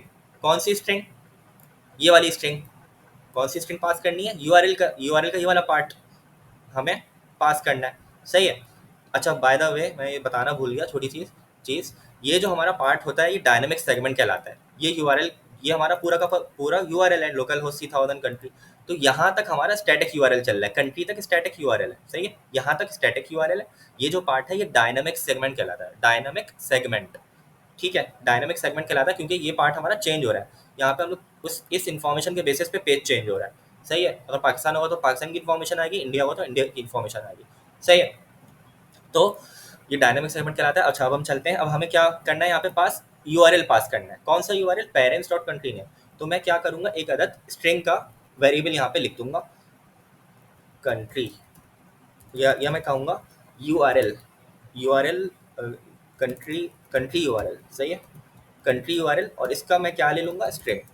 क्या होगा ये स्ट्रिंग टाइप का डाटा होगा मेरे पास, स्ट्रिंग होगा, क्योंकि ये हम लोग के यूआरएल का पार्ट ले रहे हैं। तो वो यहाँ पे इस फाइंड कंट्री के अंदर फंक्शन में पास करेंगे और इस फंक्शन को कॉल कर लेते हैं। इस फंक्शन को कॉल कैसे करेंगे, सिंपल इसका नाम लिखेंगे, सिंपल नाम लिखा है इसका, ठीक है। और कॉल कराने का तरीका, राउंड ब्रैकेट लगाए और यहाँ पे हमें क्या पास करना है, parents dot country name, parents dot country name, ठीक है, सी स्मॉल, क्योंकि हमें वही चीज़ पास करनी है जो कि फोल्डर का नाम है, country underscore name, parents dot country underscore name, सही है। जो भी मैं यूआरएल में टाइप करूँगा वो यहाँ पे आएगा और इस फंक्शन के अंदर जाके पास हो जाएगा, सही है, यहाँ पे स्टोर हो जाएगा, कंट्री यूआरएल में स्टोर हो जाएगा। अब इस कंट्री यूआरएल से हम लोग क्या करेंगे कि इस ऑब्जेक्ट में सर्चिंग करवाएंगे कि भाई अगर तो ये वाली कंट्री जो कि यूज़र ने यूआरएल में दी है, अगर ये कंट्री हमारे पास मौजूद है इस ऑब्जेक्ट में, तो वो रिटर्न कर दो ऑब्जेक्ट और उस ऑब्जेक्ट को सेव करा लेंगे, सही है। तो हम यहाँ पे हम लॉजिक लिखते हैं, अपनी सर्चिंग की मेन लॉजिक जो हमारी वो यहाँ पे लिखी जाएगी। हम क्या करेंगे, एक रिटर्न कराएंगे, क्या रिटर्न कराना है, ऑब्जेक्ट, सही है। तो अब मैं क्या करूँगा, यहाँ पे जो मेरा ऑब्जेक्ट है, ऑब्जेक्ट का नाम क्या है, कंट्रीज, यही है ऑब्जेक्ट का नाम। अभी हमने जो ऑब्जेक्ट बनाया था उसका नाम क्या है, कंट्रीज, यही होता है हमारा ऑब्जेक्ट का नाम। इसको मैंने यहाँ से कॉपी किया, यहाँ पे पेस्ट कर दिया, डॉट लगाऊंगा और अब यहाँ पे हमें क्या करवाना है, सर्चिंग करवानी है। तो टाइप स्क्रिप्ट के पास बहुत सारे बिल्ट इन फंक्शंस होते हैं, इसमें एक फंक्शन होता है फाइंड का फंक्शन, ये फाइंड का फंक्शन मैं यूज़ करूँगा जो कि बिल्ट इन फंक्शन है, टाइप स्क्रिप्ट का मैंने बनाया नहीं है, ठीक है। तो इस बिल्ट इन फंक्शन को मैंने यूज़ किया, यहाँ पे मैंने इसका फंक्शन है तो हमें ये भी लगाना पड़ेगा, क्या लगाना पड़ेगा, ब्रैकेट, सही है, राउंड ब्रैकेट लगाने पड़ेंगे। अब इसके अंदर गौर से देखें, अब ये जो फंक्शन है ना हमारा फाइंड का, ये कॉल बैक लेता है, ये कॉल बैक लेता है, तो हम क्या करेंगे, इसमें कॉल बैक देंगे। तो कंट्री दूंगा मैं, कंट्री। अब ये जो कंट्री है ना, ये हमने खुद से वेरिएबल बनाया है, यहाँ पे आप कुछ भी दे सकते हो, ठीक है, ये कॉल बैक दे रहे हैं आप। तो कंट्री इज इक्वल्स टू और यहाँ पे ग्रेटर देन का साइन, इस तरीके से हमने कॉल बैक दिया। और अब हम क्या करेंगे, यहाँ पे अपनी कंडीशन देंगे। क्या कंडीशन है हमारी, जो कंडीशन है वो ये है कि इसको तो मैं हटाऊं, कंट्री, अगर तो कंट्री जो है हमारा, कंट्री का जो नाम है कंट्री डॉट नेम, सही है, कंट्री डॉट नेम, यानी कि जो हमारा कंट्री का नाम है, सही है, वो अगर बराबर हो किसके, वो अगर बराबर हो कंट्री के यूआरएल के, कंट्री के यूआरएल के, कंट्री यूआरएल, बस ये हमारी कंडीशन है। अगर ये कंडीशन ट्रू होगी तो हमारा जो भी ऑब्जेक्ट होगा वो रिटर्न हो जाएगा, सही है, यहाँ से रिटर्न हो जाएगा। तो वो रिटर्न होगा और वो रिटर्न होके यहाँ पे आएगा। हमें पता है जो भी चीज़ रिटर्न होती है वो यहाँ पे आती है, मतलब कि जहाँ फंक्शन कॉल हो रहा होता है वो वहाँ पे जाता है। तो जो भी चीज़ हमारी यहाँ से रिटर्न होगी, जो भी ऑब्जेक्ट हमारा रिटर्न होगा, फॉर एग्जांपल अगर मैं पाकिस्तान लिखता हूँ यूआरएल के अंदर, यहाँ पे मैं पाकिस्तान लिखता हूँ, तो क्या होगा कि यहाँ से क्या रिटर्न होगा, पाकिस्तान का ऑब्जेक्ट रिटर्न होगा। मतलब क्या चीज़, ये पूरी चीज़ रिटर्न होगी, ये की पूरी चीज़, ये पूरा का पूरा ऑब्जेक्ट रिटर्न होगा। कहाँ रिटर्न होगा, फंक्शन जहाँ कॉल होता है वहाँ पे रिटर्न होता है। फंक्शन कहाँ कॉल हो रहा है, लाइन नंबर 30 में, तो लाइन नंबर 30 में ये पूरा पाकिस्तान का ऑब्जेक्ट रिटर्न होगा और इसको हम सेव करा लेंगे, let result equals to find country. तो जो भी ऑब्जेक्ट रिटर्न होगा वो रिजल्ट में स्टोर हो जाएगा। सही है, समझ आई बात आप लोगों को? अगर नहीं भी आई तो मैं वापस से समझा दूंगा। अभी के लिए बस इतना समझ लें कि जो भी यहाँ ये जो लाइन है ना हमारी, ये क्या कर रही है, ये हमारी क्या रिटर्न करवा रही है, रिटर्न करवा रही है एक चीज़, एक ऑब्जेक्ट को। किस ऑब्जेक्ट को, कि अगर हमारा कंट्री का नाम बराबर हो गया कंट्री के यूआरएल के, मतलब ये कि कंट्री का नाम बराबर हो गया कंट्री के यूआरएल के। अब आप लोग बोलोगे कि यहाँ पे तो मल्टीपल कंट्रीज हैं, तो क्या ये हर हर हर ऑब्जेक्ट को चेक करेगा? ये जो कंडीशन है डॉट फाइंड की, ये जो हमारे पास कॉल बैक है, ये हर यूआरएल को चेक कर, हर ऑब्जेक्ट को चेक करेगा। यहाँ पे तो मेरे पास 3 ऑब्जेक्ट्स हैं, तो क्या वो तीनों को चेक करेगा? तो बिल्कुल हाँ, ऐसे ही होगा।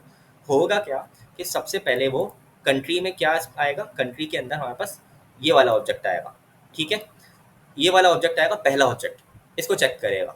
कंट्री का नाम यानी कि पहले ऑब्जेक्ट का नाम अगर बराबर है कंट्री यूआरएल के तो रिटर्न कर दो।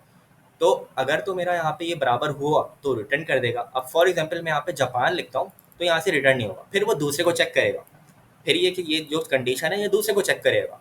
ये कंडीशन क्या चेक करेगी कि इंडिया अगर बराबर है कंट्री के यूआरएल के, मैंने क्या लिखा है अभी जापान, तो अभी ये भी बराबर नहीं होगा तो ये भी रिटर्न नहीं होगा। सही है। फिर वो तीसरे को चेक करेगा, और वो तीसरे को जब चेक करेगा तो उसको जापान मिल जाएगा, और जैसे ही उसको जापान मिल गया तो कहा उसको भाई मुझे मिल गया जापान, मेरी मैचिंग हो गई, यहाँ पे कंडीशन ट्रू हो गई है। अब वो रिटर्न कर देगा क्या, जब हमारी कंडीशन मैच कर जाती है तो वो क्या रिटर्न करेगा, उस पूरे ऑब्जेक्ट को रिटर्न कर देगा। कौन से पूरे ऑब्जेक्ट को, जो उसको मिला है। सही है। तो ये जापान पूरा का पूरा यहाँ से रिटर्न हो जाएगा। कहाँ रिटर्न होगा, यहाँ पे रिटर्न होके आएगा और रिजल्ट में सेव हो जाएगा। सही है। रिजल्ट में सेव हो जाएगा। अब हम लोग सिंपल क्या करेंगे कि यहाँ पे कंट्री नेम के जहाँ पे हमने नीचे एचटीएमएल लिखी थी वहाँ पे हम लोग यहाँ पे ब्रैकेट्स लगाएंगे इस तरीके से, कर्ली ब्रैकेट्स, और रिजल्ट डॉट नेम लिख दूंगा मैं यहाँ पे, सिंपल रिजल्ट डॉट नेम। ठीक है। यहाँ पे एरर दे रहा है। सही है। तो यहाँ पे ये बोल रहा है कि अनडिफाइंड हो सकता है। अब फॉर एग्जांपल अगर मैं यहाँ पे कोई ऐसी चीज़ दूँ कि पाकिस्तान भी नहीं है, इंडिया भी नहीं है, जापान भी नहीं है, कोई भी नहीं है, मैं कोई अलग ही डेनमार्क दे दूँ, कोई अलग कंट्री दे दूँ, या कुछ एक्स वाई जी दे दूँ, कुछ भी दे दूँ, यहाँ पे नहीं है, तो मुझे क्या रिटर्न होगा, फिर मुझे यहाँ से अनडिफाइंड रिटर्न होगा कि भाई तुम जो चीज़ ढूंढना चाह रहे हो वो पूरे ऑब्जेक्ट में है ही नहीं। सही है। जो तुमने यूआरएल में यहाँ पे चीज़ दी है वो पूरे यूआरएल में, अभी अच्छा ये एरर आ रहा है, इसको छोड़ दीजिएगा, इसको अभी नहीं देखें, मैं जो समझा रहा हूँ उसको समझें। अगर मैं यहाँ पे फॉर एग्जांपल कुछ एफ जी एच या एक्स वाई जी कुछ दूँ और वो यहाँ पे इस ऑब्जेक्ट में नहीं है, इस ऑब्जेक्ट की एरे में नहीं है, तो वो क्या रिटर्न करेगा, अनडिफाइंड, कि भाई तुम जो चीज़ ढूंढना चाह रहे हो वो तो है ही नहीं पूरे ऑब्जेक्ट में, तुम क्या ढूंढोगे, मतलब वो चीज़ तुम्हें मिलेगी नहीं, क्योंकि वो ऑब्जेक्ट में एग्जिस्ट ही नहीं कर रही है, हमने वो ऑब्जेक्ट बनाया नहीं है। पाकिस्तान, इंडिया, जापान के अलावा कोई कंट्री नहीं है हमारे पास। तो अगर इन तीनों के अलावा हम कोई और कंट्री यूआरएल में देता हूँ तो वो मुझे अनडिफाइंड रिटर्न करेगा। यहाँ से फिर क्या चीज़ रिटर्न होगी, अनडिफाइंड रिटर्न होगी। ठीक है। सही है। तो बेसिकली मैं ये कहना चाह रहा हूँ कि अगर हम लोग यहाँ पे यूआरएल में कुछ ऐसी चीज़ लिखते हैं जो कि इस ऑब्जेक्ट्स में एग्जिस्ट नहीं कर रही है, इंडिया, पाकिस्तान, जापान के अलावा कुछ और लिख दिया, तो यहाँ से जब हम लोग सर्चिंग कर रहे हैं इसकी, तो ये कंट्रीज जब मतलब जब फाइंड का फंक्शन चलेगा तो फाइंड के फंक्शन के अंदर वो बारी बारी हर ऑब्जेक्ट को कंपेयर करेगा कि भाई A B C is equals to Pakistan, नहीं बराबर नहीं है, A B C equals to India, बराबर नहीं है, A B C equals to Japan, बराबर नहीं है, बराबर नहीं है। तो जब आखिरी वाला ऑब्जेक्ट हो जाएगा हमारा चेक, तो ये जो फाइंड का फंक्शन है कि ये कहेगा भाई ये जो तुमने चीज़ दी है, ये जो तुमने ए बी सी यहाँ पे पास किया है, मतलब यूआरएल में ए बी सी दिया है, वो ए बी सी तो पूरे के पूरे ऑब्जेक्ट में किसी ऑब्जेक्ट से मैच ही नहीं हुआ। तो वो क्या करेगा, वो यहाँ से क्या रिटर्न करेगा, अनडिफाइंड। तो यहाँ से इस पूरी लाइन से क्या रिटर्न होगा, अनडिफाइंड, और वो अनडिफाइंड जाएगा रिजल्ट के अंदर और रिजल्ट के अंदर स्टोर हो जाएगा। अब यहाँ पे जो ये एरर आ रहा है ना, ये इसी चीज़ का आ रहा है कि वो बोल रहा है, टाइप स्क्रिप्ट ये बोल रहा है कि रिजल्ट इज पॉसिबली अनडिफाइंड, कि पॉसिबल है कि अनडिफाइंड भी रिटर्न हो सकता है, कि अगर हम लोग कोई ऐसी यूआरएल में चीज़ दे दें जो कि ऑब्जेक्ट में मैचिंग नहीं कर पा रही है, तो ये पॉसिबल है कि अनडिफाइंड कर सकते हैं। अनडिफाइंड एक तरीके से एक एरर होता है, तो टाइप स्क्रिप्ट इसको अलाउ नहीं कर रही होती है, तो इसलिए हमें कंडीशन लगानी पड़ेगी। यहाँ पे क्या कंडीशन लगानी पड़ेगी, कंडीशन ये लगानी पड़ेगी कि अगर तो हमारे पास अनडिफाइंड नहीं है, अगर हमारे पास कोई ना कोई ऑब्जेक्ट मौजूद है, कोई ना कोई ऑब्जेक्ट रिटर्न होता है, मतलब मैचिंग हो जाती है, मैचिंग सक्सेसफुल हो जाती है, कोई ना कोई उसको मिल जाता है, पाकिस्तान, इंडिया, जापान में से हम एंटर करते हैं, तो उस सूरत में ये चीज़ चलेगी। सही है। अभी मैं यहाँ पे लिख देता हूँ, कैपिटल भी लिख देते हैं, कैपिटल के लिए रिजल्ट डॉट कैपिटल हो जाएगा। सही है। और यहाँ पे रिजल्ट डॉट क्या हो जाएगा, पॉपुलेशन। ठीक है। रिजल्ट डॉट पॉपुलेशन, लेकिन यहाँ पे भी अभी एरर देगा। सही है। क्यों एरर दे रहा है, वही वाली बात कि अगर रिजल्ट अनडिफाइंड हुआ तो यहाँ पे अनडिफाइंड आ जाएगा, इसलिए ये टाइप स्क्रिप्ट एरर दे रहा है। तो इस एरर को सॉल्व कैसे करें, इस एरर को सॉल्व करने का सिंपल तरीका ये है कि यहाँ पे हम शुरू में कंडीशन लगाएंगे। सही है। जावा स्क्रिप्ट कंडीशन लगेगी, वो कंडीशन क्या होगी कि अगर तो रिजल्ट अनडिफाइंड है तो फिर क्या दिखा दो, इन लोगों ने क्या बोला था, if the country is not found display a message country not found. सही है। अगर तो हमारे पास अनडिफाइंड रिटर्न हो रहा है, यानी कि मैचिंग नहीं हो रही, कोई भी मैचिंग नहीं हो रही, कंट्री नॉट फाउंड आ रहा है, तो हम लोग इसमें क्या दिखा देंगे कि कंट्री नॉट फाउंड। और अगर हमारे पास मैचिंग हो गई, सही है, हमारे पास मैचिंग हो गई, हमारे पास अनडिफाइंड रिटर्न नहीं हुआ और ऑब्जेक्ट रिटर्न हो गया, कोई ऑब्जेक्ट मैच कर जाता है, यहाँ पे इस कंडीशन में कोई ऑब्जेक्ट मैच कर जाता है, तो क्या होगा कि हमारे पास ये वाली चीज़ दिख जाएगी। तो इसको देख लेते हैं ये कैसे होगा। यहाँ पे सिंपल सी कंडीशन आ जाएगी, एक कर्ली ब्रैकेट्स। सही है। और कर्ली ब्रैकेट्स के अंदर मैं यहाँ पे कंडीशन दूंगा, रिजल्ट अगर रिजल्ट हमारे पास, रिजल्ट के बाद क्वेश्चन मार्क डालूंगा, अगर रिजल्ट हमारे पास क्या है, अगर रिजल्ट हमारे पास अवेलेबल है, मतलब कि रिजल्ट के अंदर हमारे पास कोई ना कोई ऑब्जेक्ट है, अनडिफाइंड नहीं है, तो हम क्या करेंगे, यहाँ पे इस तरीके से राउंड ब्रैकेट्स डालेंगे और उन राउंड ब्रैकेट्स के अंदर हम लोग इन तीनों को उठा के रख देंगे डिव के अंदर। सही है, या फ्रैगमेंट ले लेता हूँ मैं यहाँ पे इस तरीके से, और फ्रैगमेंट के अंदर मैं यहाँ पे इस तरीके से ये दोनों रख देता हूँ। ठीक है, सही है, इस तरीके से। तो क्या मैंने किया कि अगर रिजल्ट हमारे पास अवेलेबल है, मतलब रिजल्ट के बाद क्वेश्चन मार्क डाला कि अगर रिजल्ट के अंदर कुछ ना कुछ मौजूद है, अनडिफाइंड नहीं, कुछ मौजूद है, मतलब कोई ऑब्जेक्ट मौजूद है, कोई ऑब्जेक्ट उसको मिल गया है, मैचिंग हो गई है हमारी, और कुछ ना कुछ इसमें मौजूद है, तो क्या हो जाएगा कि हमारे पास ये वाली चीज़ डिस्प्ले हो जाएगी। वरना वरना वरना क्या होगा कि यहाँ पे, जहाँ पे मेरे राउंड ब्रैकेट्स एंड हो रहे हैं रिजल्ट के, यहाँ पे मैं कॉलन लगाऊंगा और यहाँ पे एक और कंडीशन दूंगा, वापस से राउंड ब्रैकेट्स, और इन राउंड ब्रैकेट्स के अंदर मैं क्या करूँगा, ये खुद इसने मुझे सजेशन दे दिया, तो ये लिख देता हूँ, कंट्री नॉट फाउंड। ठीक है, H1 में मैंने लिख दिया कंट्री नॉट फाउंड। सही है, तो अब क्या हुआ, मुझे एरर नहीं मिल रहा, तो मतलब कि हमारी लॉजिक कंप्लीट हो गई है। तो हमने सिंपल क्या किया कि सिंपल ये जो फंक्शन हमें जो चीज़ रिटर्न कर रही है उसको हमने सेव करवाया रिजल्ट के वेरिएबल में, और फिर यहाँ पे कंडीशन चेक की कर्ली ब्रैकेट्स लगा के। सही है, क्या चेक किया कि अगर रिजल्ट के अंदर कोई ऑब्जेक्ट मौजूद है तो ये चीज़ चला दो, रिजल्ट डॉट नेम को प्रिंट कर दो, रिजल्ट डॉट कैपिटल को प्रिंट कर दो, रिजल्ट डॉट पॉपुलेशन को प्रिंट कर दो। अगर तो हम, और अगर हमारे पास यहाँ पे रिजल्ट में अनडिफाइंड आ रहा है, मैचिंग नहीं हो पा रही है, मतलब कोई भी कंट्री फाउंड नहीं कर पा रहा है ये फाइंड का फंक्शन, तो क्या करवा दो, कंट्री नॉट फाउंड। तो अब इसको हम ज़रा सा चला के देख लेते हैं कि क्या होता है। तो अगर मैं आऊँ यहाँ पे और इसको थोड़ा सा जूम कर लेते हैं, और यहाँ पे मैं लिखूँ कंट्री स्लैश पाकिस्तान, तो कंट्री स्लैश पाकिस्तान मैंने लिखा तो यहाँ पे कंट्री नॉट फाउंड आ रहा है, क्यों, इसका एक रीज़न है। अब आप लोग बोलोगे कि कैसे आ रहा है, क्योंकि पाकिस्तान की जो कंट्री है वो तो यहाँ पे ऑब्जेक्ट में मौजूद है, पाकिस्तान की कंट्री यहाँ पे मौजूद है।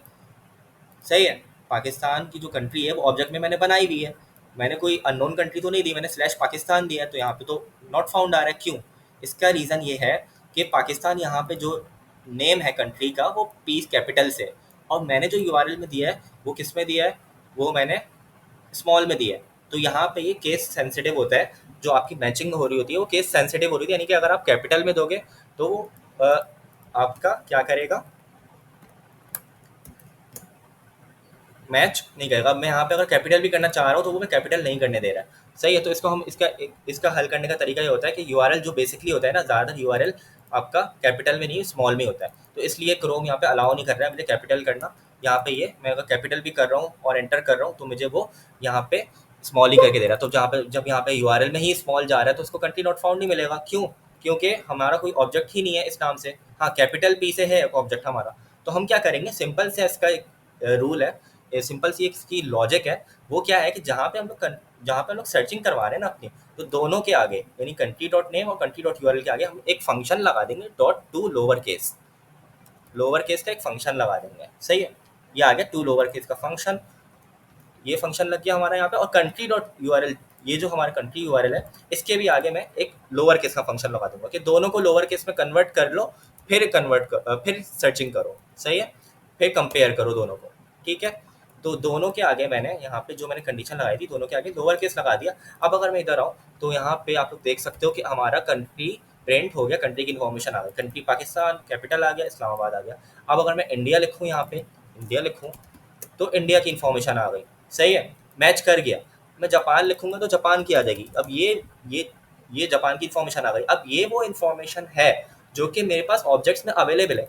क्या होगा अगर मैं लिखूँ अमेरिका, अगर मैं अमेरिका लिखूँ तो कंट्री नॉट फाउंड, क्योंकि ये हमारे डेटाबेस में या हमारे ऑब्जेक्ट्स के अंदर है ही नहीं कंट्री, तो वो दूसरी वाली कंडीशन पे जा रहा है। वो किस कंडीशन पे जा रहा है, फिर वो हमारी ये वाली कंडीशन रन कर रहा है कि भाई कंट्री नॉट फाउंड। सही है, तो ये हमारा था असाइनमेंट। अच्छा, अब मैं इसका छोटा सा रिकैप देता हूँ जल्दी से, वो रिकैप ताकि आप लोगों को थोड़ा सा जो चीज़ समझ नहीं आई वो थोड़ा सा समझ आ जाए। तो अब बेसिकली हो क्या रहा है, अब शुरू से देखते हैं कि हमारा जो होम पेज है, सही है, होम पेज को छोड़ देता है, हमारा जो डायनेमिक पेज है कंट्री नेम का, इसमें आऊँ मैं और page dot T S x को खोलूँ। सही है, page dot T S x को और यहाँ पे मैं अगर फंक्शन की बात करूँ तो ये हमें पता है कि ये जो फंक्शन है हमारा, जो मेन फंक्शन है जो कि डिफ़ॉल्ट एक्सपोर्ट हो रहा है, जो मेन फंक्शन है हमारा कंट्री नेम का, वो क्या हो रहा है, कोई भी यूआरएल आप पास करोगे वो यूआरएल आके यहाँ पे गिरेगा। ठीक है, पेरेंट्स के अंदर पेरेंट्स डॉट कंट्री नेम से उसको आप एक्सेस कर सकते हो। पेरेंट्स डॉट कंट्री नेम से आप उस यूआरएल के पार्ट को, यानी डायनेमिक सेगमेंट को, इस अमेरिका को मैं एक्सेस कर सकता हूँ, इस पाकिस्तान को मैं एक्सेस कर सकता हूँ। सही है, स्पेलिंग गलत लिख दी तो ये आ गया। ठीक है, ये जो यूआरएल है मेरा पाकिस्तान का, ये मेरा पेरेंट्स डॉट कंट्री में आके सेव हो रहा है। ठीक हो गया, पहली चीज़, पहला कॉन्सेप्ट हमारा ये हो गया। दूसरी चीज़ हमने क्या किया कि हम हमें पता था कि असाइनमेंट में हम लोग को बोला गया है कि डिफरेंट कंट्रीज़ को सर्च करवाना है। तो ऑब्वियसली सर्च आप जब कब करवाओगे, जब आपके पास वो डाटा मौजूद होगा। तो डाटा मौजूद कब होगा, जब आप उसको सेव करवाओगे। तो हमने एक ऑब्जेक्ट बना लिया, सिंपल सा एक ऑब्जेक्ट बना लिया। और ऑब्जेक्ट भी क्या बनाया, वो एरे ऑफ ऑब्जेक्ट्स बनाया। एरे ऑफ ऑब्जेक्ट्स यानी कि हमें मल्टीपल कंट्रीज चाहिए थी, तो हमने एक ऑब्जेक्ट नहीं बनाया बल्कि उस ऑब्जेक्ट का एरे बना दिया, उसमें मल्टीपल ऑब्जेक्ट्स आ गए। एक ऑब्जेक्ट ये रहा, दूसरा ऑब्जेक्ट ये रहा, तीसरा ऑब्जेक्ट ये रहा। ठीक हो गया, तो हमारा ये एरे ऑफ ऑब्जेक्ट्स बन गया। तो दूसरा स्टेप हमारा क्या था कि हम लोगों ने एक ऑब्जेक्ट बना लिया। सही है, तीसरा स्टेप जो था हमारा, वो सबसे क्रिटिकल, सबसे इंपॉर्टेंट, जहाँ पे हमारी लॉजिक इंप्लीमेंट हो रही है, सिर्फ इस पे फोकस करें, बाकी किसी चीज़ को नहीं देखें। मैं बाकी चीज़ें हटा देता हूँ स्क्रीन से, सिर्फ इस पे फोकस करें। सही, सिर्फ इस पे फोकस करें। लाइन 26, हमने एक फंक्शन बनाया। ठीक है, फंक्शन के अंदर एक पैरामीटर ले लिया। यहाँ पे आप कुछ भी रख सकते हो, एक्स वाई जी, आप पैरामीटर का नाम कुछ भी दे सकते हो, आपकी मर्जी है। डाटा टाइप स्ट्रिंग होगी, क्योंकि जो ऑब्वियसली जो भी हम लोग यहाँ पे पास कर रहे हैं, जो भी हम लोग इस यूआरएल में पास कर रहे हैं, वो स्ट्रिंग है, वो कोई वर्ड है। सही है, उसको हम कोई नंबर वंबर नहीं दे रहे, नंबर देंगे एरर आ जाएगा। ठीक है, तो यहाँ पे स्ट्रिंग हमने उसकी डाटा टाइप रखी थी। ठीक हो गया,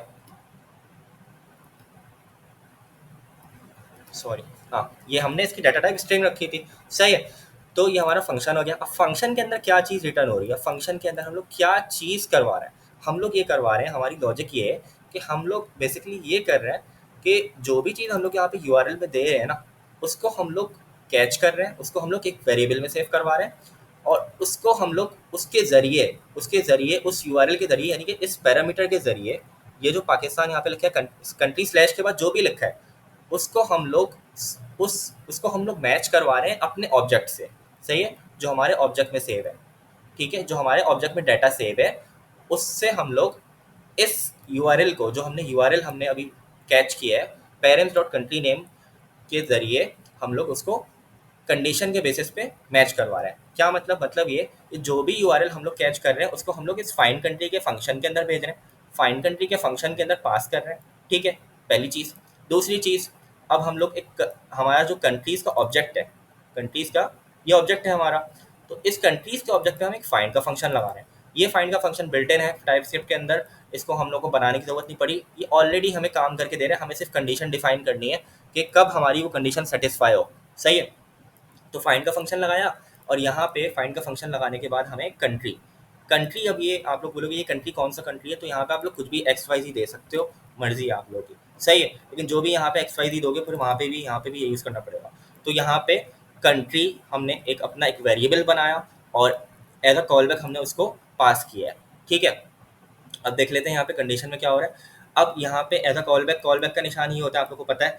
ये call back as a call back लिया, और हमने कॉल बैक क्यों लिया, क्योंकि ये जो फाइंड का फंक्शन है, ये जो ऑब्जेक्ट है ना हमारा कंट्रीज़ का, ये हमारा जो कंट्रीज़ का ऑब्जेक्ट है, इस पर हमने फाइंड का फंक्शन लगाया। फाइंड का फंक्शन क्या करेगा कि जितने भी ऑब्जेक्ट है, पाकिस्तान का ऑब्जेक्ट है, इंडिया का ऑब्जेक्ट है, जापान का ऑब्जेक्ट है, अभी हमारे पास करंटली 3 ऑब्जेक्ट है। अगर 200 ऑब्जेक्ट होते तो उन 200 के 200 ऑब्जेक्ट्स पर क्या होगा, ये वाला फंक्शन चलेगा फाइंड का।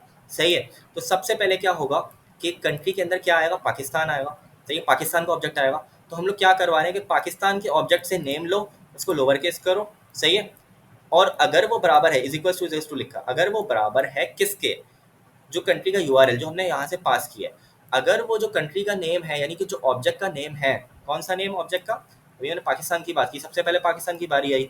हर हर ऑब्जेक्ट पे चलेगा ना ये फंक्शन, तो सबसे पहले पाकिस्तान की बारी आई। तो अगर वो पाकिस्तान का फंक्शन, पाकिस्तान का ऑब्जेक्ट जो है हमारा, वो उसका नाम बराबर है किसके, कंट्री के यूआरएल के। कंट्री का यूआरएल कहाँ से आएगा, जो हमने यूआरएल दिया था, अपने यूआरएल डायनेमिक सेगमेंट दिया था, तो ये डायनेमिक सेगमेंट है हमारा। तो अगर ये दोनों बराबर हैं, तो क्या हो जाए, तो ये हो जाए कि हमारे पास वो कंट्री रिटर्न हो जाए, वो कंट्री रिटर्न हो जाए। तो अगर ये दोनों बराबर हो गए तो ये फाइंड का फंक्शन क्या करेगा, वो चीज़ रिटर्न कर देगा, वो ऑब्जेक्ट रिटर्न कर देगा। तो फॉर एग्जांपल अगर मैं पाकिस्तान की बात कर लूँ पहले ऑब्जेक्ट की, तो पहली दफ़ा में अगर ये बराबर हो गया तो वो ऑब्जेक्ट रिटर्न कर देगा। अगर बराबर नहीं हुआ तो वो उसको रिजेक्ट कुछ भी नहीं करेगा, वो आगे बढ़ जाएगा। सही है, तो फिर वो इंडिया पे आएगा। फॉर एग्जाम्पल अगर मैं यहाँ पे XYZ लिखता हूँ तो पाकिस्तान चेक करेगा, बराबर नहीं मिला उसको, फिर इंडिया चेक करेगा। अब जब वो इंडिया चेक करेगा तो वापस से वो ये चेक करेगा कि क्या ये इंडिया इंडिया का जो ऑब्जेक्ट है उसका जो नाम है वो बराबर है यूआरएल के। नहीं, बराबर नहीं है, मैंने XYZ दिया था, तो वो वापस से आगे बढ़ जाएगा। फिर वो जापान चेक करेगा, जापान में भी वो बराबर नहीं है, वो आगे बढ़ जाएगा। ठीक है, अब जब तीनों ऑब्जेक्ट उसने चेक कर लिया, उसको कुछ नहीं मिला, तो वो क्या करेगा, अनडिफाइंड रिटर्न कर देगा। यहाँ से क्या रिटर्न होगा, अनडिफाइंड। और अगर उसको फॉर एग्जाम्पल मैं यहाँ पे जापान लिखता हूँ यूआरएल में, तो जापान उसको मिल जाएगा। तो अगर उसको वो मिल जाती है कंट्री, उसको मैचिंग हो जाती है, अगर वो मैच करेगा जापान बराबर है, अगर क्या जापान के ऑब्जेक्ट, जापान का जो ऑब्जेक्ट है उसमें जो नाम है वो बराबर है अगर जापान के, जो कि मैंने कंट्री वाले में दिया, हाँ बराबर है, तो वो क्या करेगा, फिर वो क्या रिटर्न करेगा, वो फिर जापान का ऑब्जेक्ट रिटर्न कर देगा। तो उस सूरत में जापान के, अगर हम जापान मिल जाता है उसको, तो जापान का ऑब्जेक्ट रिटर्न होगा। और वो हमारा कहाँ रिटर्न होगा, फंक्शन जहाँ कॉल होता है। फंक्शन कहाँ कॉल हो रहा है, लाइन नंबर 30 पे। लाइन नंबर 30 पे जहाँ फंक्शन कॉल हो रहा है वहाँ पे हमें ऑब्जेक्ट रिटर्न होगा। और वो ऑब्जेक्ट हमारा कहाँ स्टोर हो जाएगा, रिजल्ट के वेरिएबल में। अगर तो हमारा मैचिंग कर जाती है तो ऑब्जेक्ट रिटर्न होगा, अगर मैचिंग नहीं करती है, कोई भी कंट्री मैच नहीं करता है हमारे यूआरएल से, तो वो क्या रिटर्न करेगा, अनडिफाइंड। तो उस सूरत में रिजल्ट के वेरिएबल के अंदर अनडिफाइंड रिटर्न, अनडिफाइंड स्टोर होगा। सही है, अनडिफाइंड स्टोर होगा। ठीक हो गया। अब नीचे आते हैं। अब हमारी HTML जब लोड होने का वक्त आएगा तो क्या होगा कि सबसे पहले वो चेक करेगा कि भाई, इसको देखते हैं कि रिजल्ट के वेरिएबल के अंदर क्या है। अगर तो रिजल्ट के वेरिएबल के अंदर ऑब्जेक्ट है, सही है, मतलब हमारी मैचिंग, अगर हमारी मैचिंग सक्सेसफुल हो गई है और रिजल्ट के वेरिएबल के अंदर ऑब्जेक्ट है, तो फिर ये वाली चीज़ चल जाएगी। और अगर रिजल्ट के वेरिएबल के अंदर ऑब्जेक्ट नहीं है, अनडिफाइंड है, तो फिर हमारी ये वाली चीज़ चल जाएगी, इफ एल्स वाली कंडीशन की तरह है ये। सही है, तो अगर अनडिफाइंड है, हमारी मैचिंग नहीं हो पाई, हमने यूआरएल में कोई XYZ कुछ और डाल दिया और वो कंट्रीज में मैच नहीं हो पाया, तो हम लोग लिखेंगे कंट्री नॉट फाउंड, ये वाली कंडीशन चल जाएगी। क्या डिस्प्ले होगा, ये वाली चीज़ डिस्प्ले होगी। और अगर हमारे पास कंट्री फाउंड हो जाती है, हमारा मैच कर जाता है कंट्री नेम, तो क्या होगा, तो ये चीज़ चल जाएगी। यहाँ पे हम रिजल्ट डॉट नेम प्रिंट कर देंगे, उस ऑब्जेक्ट का नेम प्रिंट हो जाएगा, उस ऑब्जेक्ट का कैपिटल प्रिंट हो जाएगा, उस ऑब्जेक्ट का पॉपुलेशन, कौन से ऑब्जेक्ट का, रिजल्ट के ऑब्जेक्ट का। अब आप लोग बोलोगे रिजल्ट तो एक वेरिएबल है, तो रिजल्ट के वेरिएबल के अंदर क्या रिटर्न हो रहा था, एक ऑब्जेक्ट रिटर्न होता है, कहाँ से, यहाँ से। सही है, तो वो ऑब्जेक्ट रिटर्न होगा, रिजल्ट के वेरिएबल के अंदर स्टोर होगा। वो ऑब्जेक्ट रिजल्ट के अंदर स्टोर हो गया, तो अब रिजल्ट एक ऑब्जेक्ट बन गया।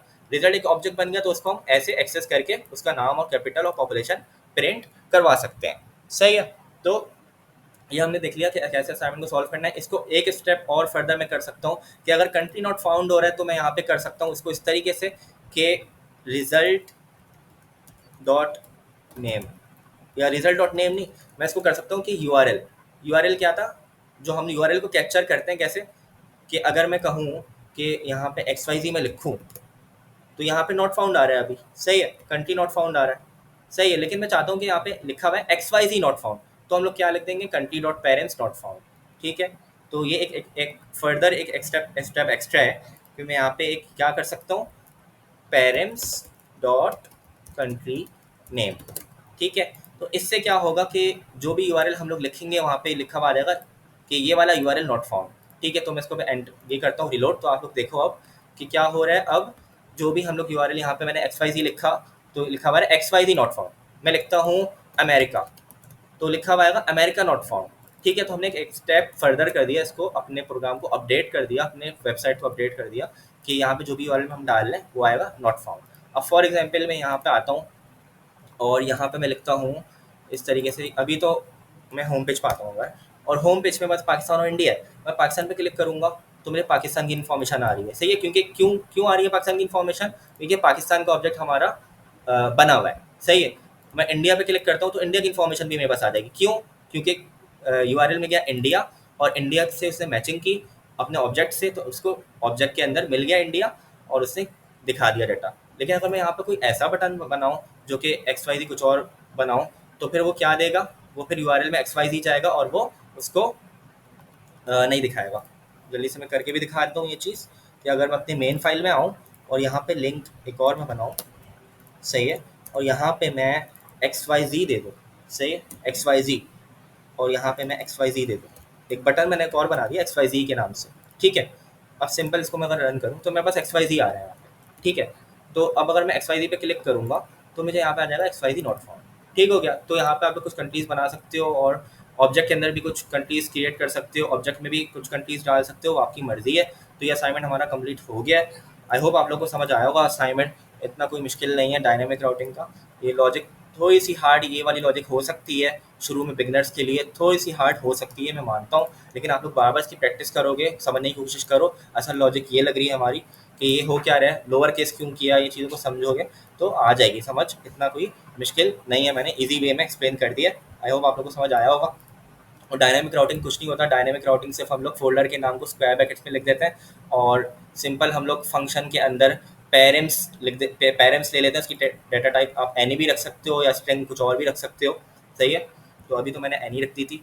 तो सिर्फ सिंपल हमने जो डायनामिक करने के लिए क्या काम किया, स्क्वायर ब्रैकेट्स में हमने कंट्री के नेम, फोल्डर के नेम को रैप कर दिया था। फोल्डर का नाम हमारा किस में लिखेंगे, स्क्वायर ब्रैकेट्स में, ठीक हो गया। तो बस ये एक ये काम होता है डायनेमिक करने के लिए। और यहाँ पे हम पैरामीटर की जगह फंक्शन के जो पैरामीटर होता है उसमें क्या ले लेते हैं, पेरेंट्स ले लेते हैं। उसको यूज़ करने का तरीका क्या होता है कि पेरेंट्स डॉट कंट्री नेम, कि पेरेंट्स पेरेंट्स हमारा वही आ गया जो हमने पैरामीटर लिए, डॉट लगाया और यहाँ पे फोल्डर का नाम जो भी हमारा डायनेमिक फोल्डर का नाम है वो आ गया। तो इसको यूज़ करने का तरीका ये होता है। बाकी ये जो हमने असाइनमेंट बनाया, हमने अपनी लॉजिक लिखी है किसको यूज़ करते हुए, इन पेरेंट्स को यूज़ करते हुए। सिर्फ हमने पेरेंट्स को पास किया और अपनी लॉजिक लिख दी, ठीक है।